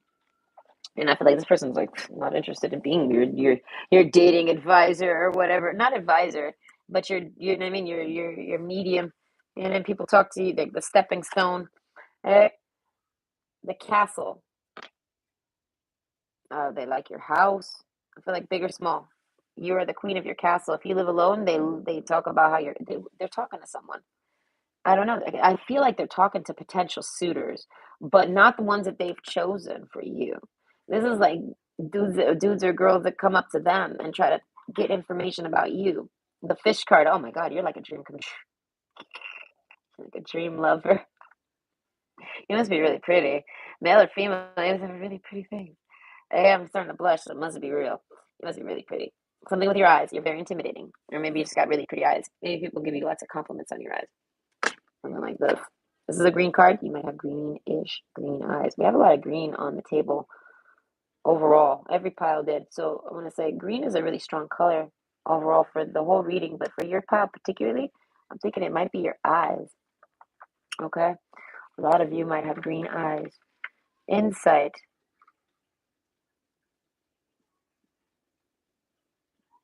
I feel like you've you've you've you've found passion that isn't like self-passion. You're someone who's always alone. I feel like you go to sleep alone. I'm hearing that song, living inside these castle walls. There's no one here at all inside these castle walls. Yeah, like you kind of live in you're the king or queen of your palace here in your castle, but I feel like you're alone. All right, harmony card, you do everything alone. So I feel like if any of these people that talk to this person, or if this person finds any people to talk to about you, they get cornered to talk about you. They talk about how phenomenal you are. And I feel like they showcase you. Do you know what I mean? Oh, they do this. Oh, they do this. Is like a mother's energy. Oh, that's this, that's that. It could be an aunt even too, or anyone. They fucking grandmother even they just they show you off like an accomplishment. Like they show off your accomplishments. They talk about you. Anything good you do, even if it's minor. This is somebody that a lot of you. This is some of them are very exaggerant, and you're the you know what I mean. You can't do no wrong. You do everything great. I don't know. They talk about all your achievements. Any feel like whether you got a lot or not. They talk about them. They're achievements. I don't know. They're your family. They care. They share it. They see it as like this is one for the team, something like this. You know what I mean? Like they're very family oriented. This person. Okay, so overall, ascending. I feel like you're trying to reach your dream, which is passionate, right? Fish cart. It's vibrant. It's fun. It's fast. It's floaty. I feel like, but it's dark. So it could involve a bunch of different things, but we're focusing right now on romance. You have it includes romance, your dreams. You have like a separate dream for romance, maybe, or you did whatever. Maybe the whole dream can merge together, whatever. But you're someone that dream. I call it dream weaving. But yeah, no, you're someone that can actually like sit around and kind of dream on things, or imagine things, or have actual dreams and then think on them. And you're kind of alone, and you got a lot of time on your hands, so you do this. I don't know, but you want love. You do. All right, that's a sad closed eye. It's very pretty, but it's sad, and it's got a little flower there, and it's making me think of crushes. Pink is very light. It's not very powerful. It's not really love, love. Oh gosh, this moon is red. Okay, so there's like a slither. That's what I'm saying. That's like half of the heart over there. So I feel like you kind of just crush a lot. You never really fall in love. You're someone who's maybe never really been in love. Maybe you've been in love once, but you've moved on to a different, like a higher type of love, a different type of love. Like whatever you had before wasn't really that good. You'd rather be alone. Harmony. You're okay with this. Your family is not. Maybe you don't have children and they're like, hey, we want babies. As I create, I will share harmony divine with love and care. So they tell everyone all of about you. Oh, they got a beautiful house. They just got it. Or oh, they're a homemaker of the year. They keep a beautiful fucking house. Okay, or they like nature. They're colorful. They do all these different things. They're creative, ascending. They're going places. Harmony. They're alone, and they love and care themselves. If you have a pet, they talk about how great you take care of your pet, and that you need a wife or you need a husband instead of a pet type of thing. The castle. You're alone in your castle. You get a lot of people that like you. You're very good looking. They talk about your looks, insight. They let these motherfuckers know, and then they're like, but you can't date them. And then these persons will be like, well, what do you mean I can't date them? They'll be like, not me, them. They won't want to date you. This is like beast energy, but you're totally not beastly. You're so sexy, whoever you are, male or female. Okay, you're not beastly at all, right? No, you just don't have anyone ever really making you fall in love, giving you that passion. And I feel like it's something swims by, and it does. It's a slither of it. That's all you need, ascension, and you follow it a little. Okay, so it's like finding a pilot light. Now let's figure out how to amp that motherfucker up and make it a big old fucking flame. You know what I mean? You're not gonna get a full moon of fire. I mean, you can, but overall, just having that little slither, I feel like piquing the interest. You're waiting to find someone to pique your interest. This person tells you they're waiting for the right one, and da da da da da. And they judge the other person, and they're like, and you're not them. And I feel like, but they tell them you can try, but they know it's not gonna work. It's time to take action. New moon in Aries. Okay, so that's what I'm saying. You kind of you don't get caught up in a relationship if you don't want to be in it. You're very open. You don't let people control you with your emotions. I feel like you might have had someone do this to you in the past, and you just don't let them do that to you anymore. I feel like there is a polite way to tell someone to fuck off, and you've learned how to do it. Okay, and I feel like this applies to dating. So you're kind of like you're not an ice king, you're not an ice queen. You're just always fucking single, or you're still single, or people are starting to wonder why you're single. Type of single. You know what I mean? And a lot of you, if like the less you talk to your family, the less people wonder because you're not really on the radar. But holidays are near, so you're on people's radars, and people want to know. So if you see relatives at a Christmas party or something like this, a New Year's party even, oh, I can't wait for New Year's. I was skipping Christmas. I mean, I totally didn't skip Christmas. I went shopping. I did it all in one day like a boss. I didn't even count. I was just in there tapping, and then inserting and looking at it, and I'm like, I hate my life. I hate the things I do for a free blanket. Well, no, it's not a free blanket. It's a $30 blanket. It's still things I do for a $30 blanket. Like I bought this really cool book for myself. It's called The Book of Me. Okay, I'm gonna show it to you guys when I open it for Christmas. I bought it. Listen, it's a book about me, and I don't know how to write a book, and I'm not someone that can keep a diary, and I'm also not someone that cares to hire a stenographer to do it for me. So instead, it's a questionnaire that's about the size of a Bible. And it's all different questions about me. I was like, how do they even think of this many questions? This is going to be fun. I'm not going to actually sit there and fill it out like a nerd, but I will enter it little by little, like you do memoirs or you know what I mean? When you do those types of biographies and things like this, I'm going to just do that, a questionnaire. Bam. Yeah, that's my style. We don't need all the fancy words. I feel like, but no, overall, get back to your reading. But what does your family think of you? You get distracted easily. This whole reading, I've been on and off distracted. Okay, meditate and contemplate new moon in Pisces. So you might have, I want to say you have that, oh God, that's like fire and ice. No, you might have this in your birth chart. If you study birth charts or if you know about birth charts or whatever, you might have a mixture of Pisces and Aries. This makes you, I want to say, very hard to date. You're very loving, you're very caring, you're very grounded, you're very meditate and contemplate, you're very deep, you're very spiritual. Oh, but with Aries, it's time to take action. Action Jackson. I feel like you're confrontational as fuck. Oh God, yes, the Phoenix card. Oh dear Lord. No, this is what they tell. Okay, they butter you up. They talk about all the fantastic things you do, and then this person's like, "Oh my God, let me get their number. Let me, hook it up." Something like this. They want to get connected with your relative, which is you. Okay, and then they're like, "No, no, no, hold on, let me finish." And I feel like, and then they tell them all of the things that you do that are very time to take action. These are all things that have impressed this relative. This relative is boasting and telling stories, like bardoing you, like they're your bard right now, and it's to get rid of people. It's also to let people know that you're very serious, you're very this, you're very that. That Phoenix card. I feel like they let people know that you have a transformation to you, harmony. You demand harmony in the home and great friendships, and if you don't receive it, the phoenix comes out. This is how they're describing you to this person.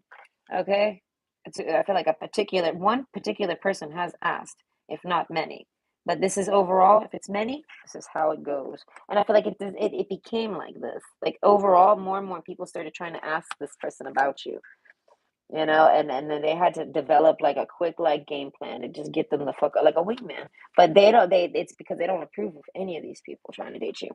Clover, I don't know. I'm thinking like no, they're just trying to get lucky. They're trying to strike get lucky with you or something. I don't know. I feel like just maybe they're just trying to have iPad. Okay. So Sun Splendor, I feel like everything they say is fucking true, and they don't over embellish, they don't over exaggerate, they don't nothing. They just tell the fucking truth about you, and it makes whoever this is that drives them nuts, and then they let them know, they let them down. They're like they're not gonna want to date you. They're da, da, da, da, da, da, da, da. And I feel like if people are stubborn, they will still try. They won't act. This person won't actually like give them a number and pass it on. No, they're like no, do it yourself. Talk to them yourself if you want to talk to them. Then, but this person does not support or try to help you get any dates that they don't think are good for you. Okay.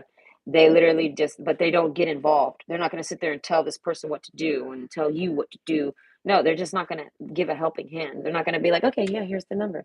You know what I mean? They're not going to help with it. They're just going to let y'all do whatever, let that person go and talk to you or whatever. Okay. So the answers are there for those who look. So they tell everyone you're someone that seeks answers. You know a lot of things. You're very knowledgeable.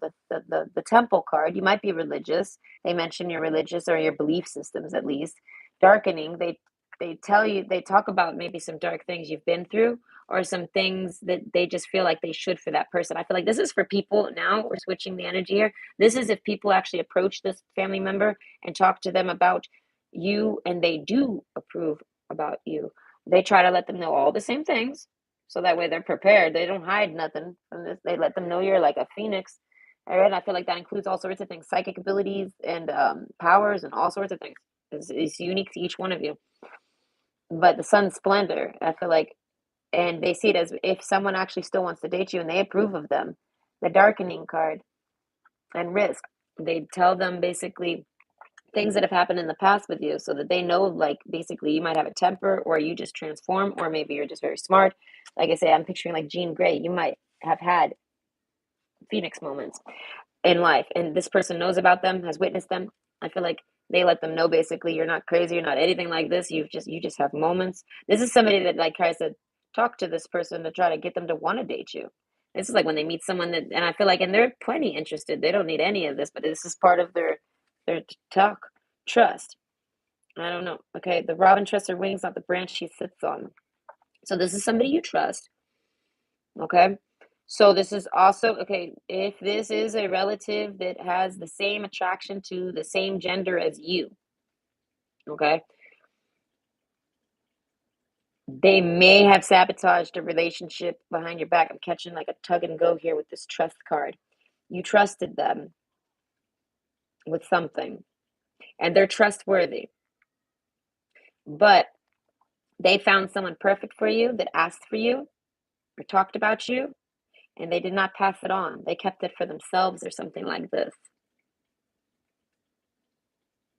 Trust. I feel like, and they broke your trust by doing this. They pretended to be you, maybe. I don't know, but they used it as a way to get to this person that they like. They used you and whoever you are and whatever you do as a way to get to this person.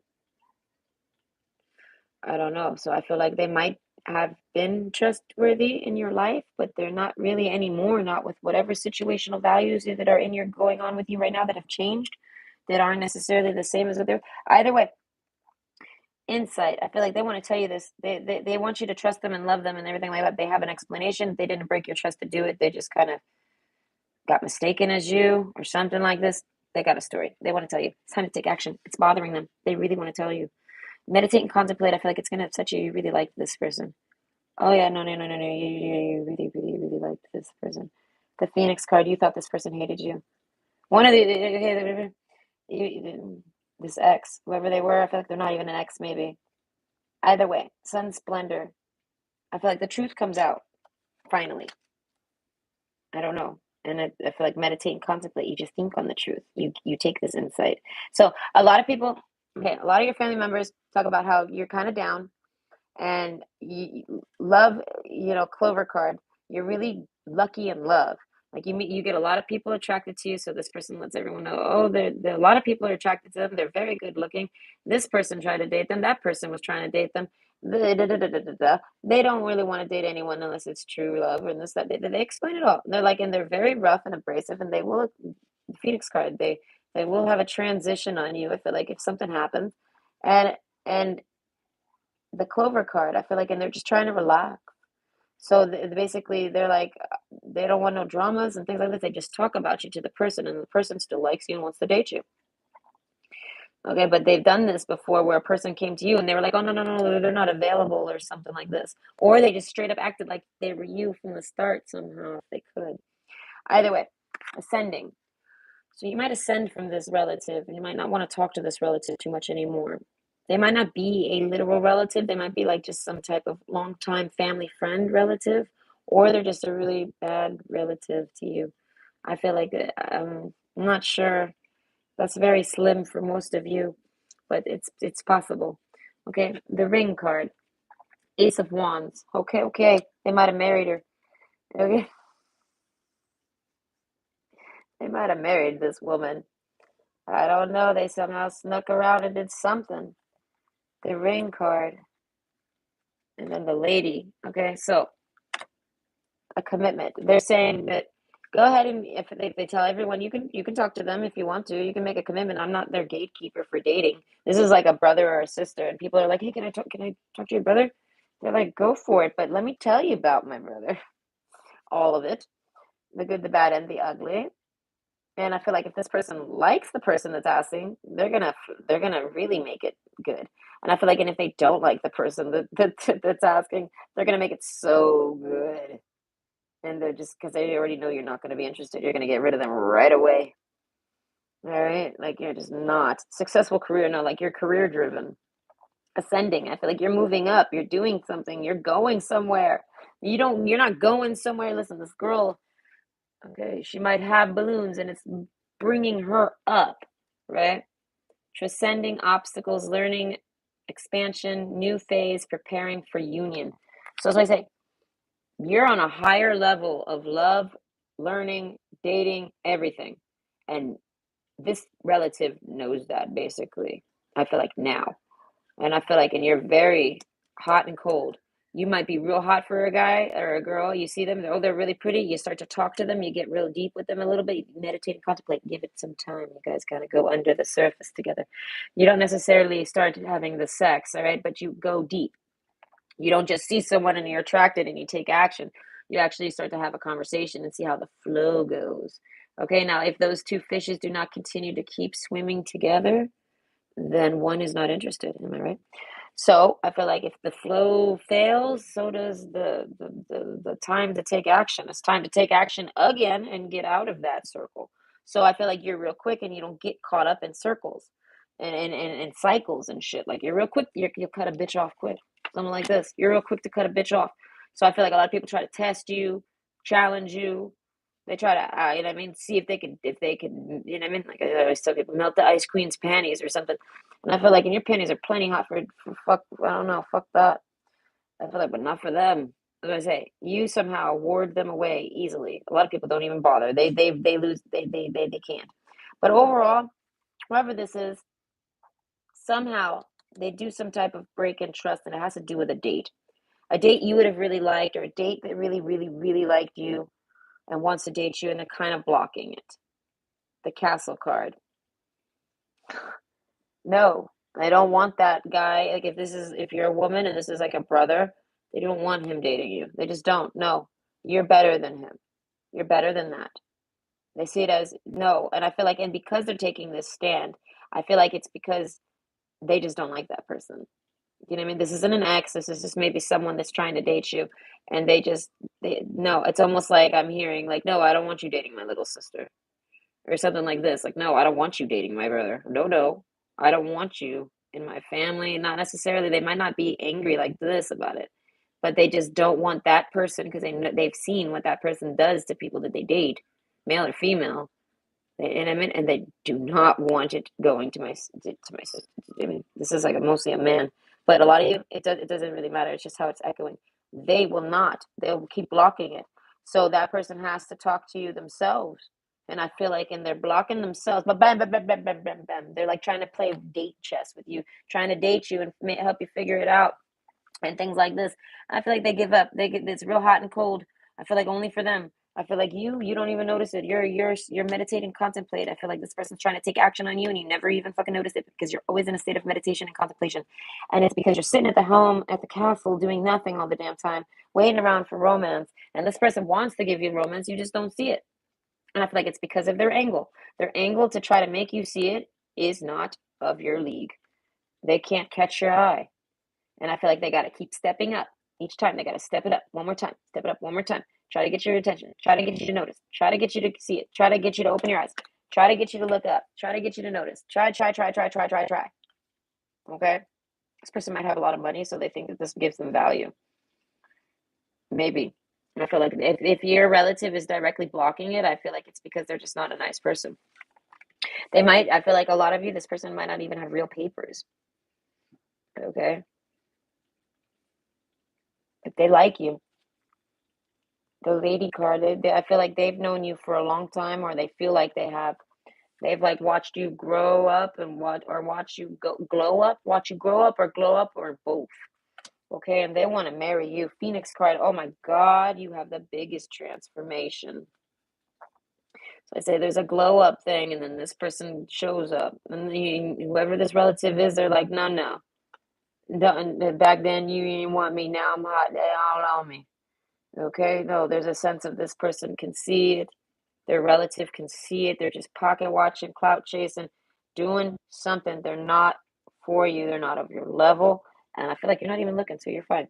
I feel like, but eventually, insight, you figure out who this person is. They finally fucking take action. They don't want to believe that they could never date you. So they do keep taking these steps up. But I feel like it's kind of like they're building it with toothpicks and it's going to crumble.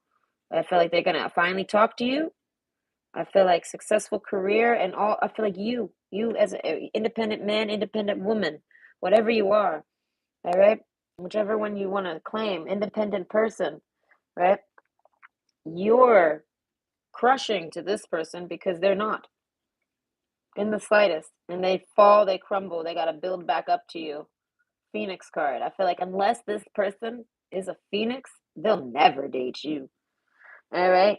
Because they're just not. I feel like this person's like got narcissistic tendencies or something, right? And they're just going to treat you like a narcissist does. And I feel like if you're coming from a bad relationship where maybe you dated a narcissist, this person is such a narcissist that they think that they just didn't narcissist you good enough and they will. Like that's what's going through the mind of the person preventing the date, like not helping the date. And I feel like, and this is someone you know, if they told you, hey, so and so asked her for your number, you'd be like, oh really? Oh, I talked to so and so. They don't even want you talking to them because they don't even want you. They don't want you to have to put up with it because they already know, they know you too well, and they already know you're gonna fucking sniff it out real fast, and then you're gonna have to deal with because it's someone from the past. It's someone that you might just want to reconnect with and talk to. This person's only reconnecting and talking to you to do this, and I feel like, and because they're so narcissistic, they might not even want to stay with you. You know what I mean? This is like the one night stand or one night stand queen, king or queen, right? So you learn about this, that this person tried to date you. They didn't actually successfully do it, or they're trying to. Maybe for Christmas, haughtiness. Okay, that's making me think of getting shot down. So I say you shoot this person down. They finally come through, and they go behind, not behind this person's back, because I guess they tell this person, well, I'm going to talk to them anyways. You can't tell me who to talk to. You can't control what your relative does. You can't control who they date. This type of scene goes down, and then they go and talk to you behind their back, make you an offer you can't refuse, and surprise, bitch. All right. Phoenix card. I feel like you do refuse this offer because, like I said, this person values money over people and over personality and over talent and over anything. Then I feel like, and they value like materialistic things, but that comes with the money. Okay. So I feel like you don't fall for it. You deny their no. You're like, no, thank you. Not interested.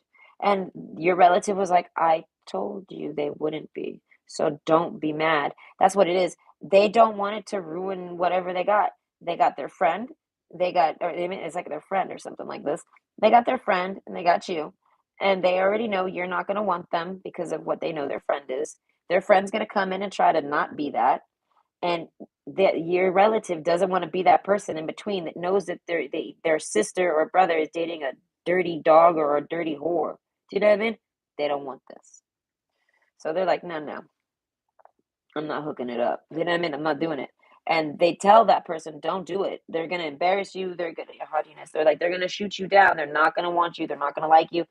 They're not going to, they're going to, even if you push them too hard, they're going to end up exploding on you and go in a minute. And they're like, and you don't want that. Nobody wants that. They're like, I don't even want that. This person doesn't like when people get upset. They don't want to do none of that shit. So they're like, no, you cannot. Successful career, though. As I say, they have a successful career. I feel like you do too.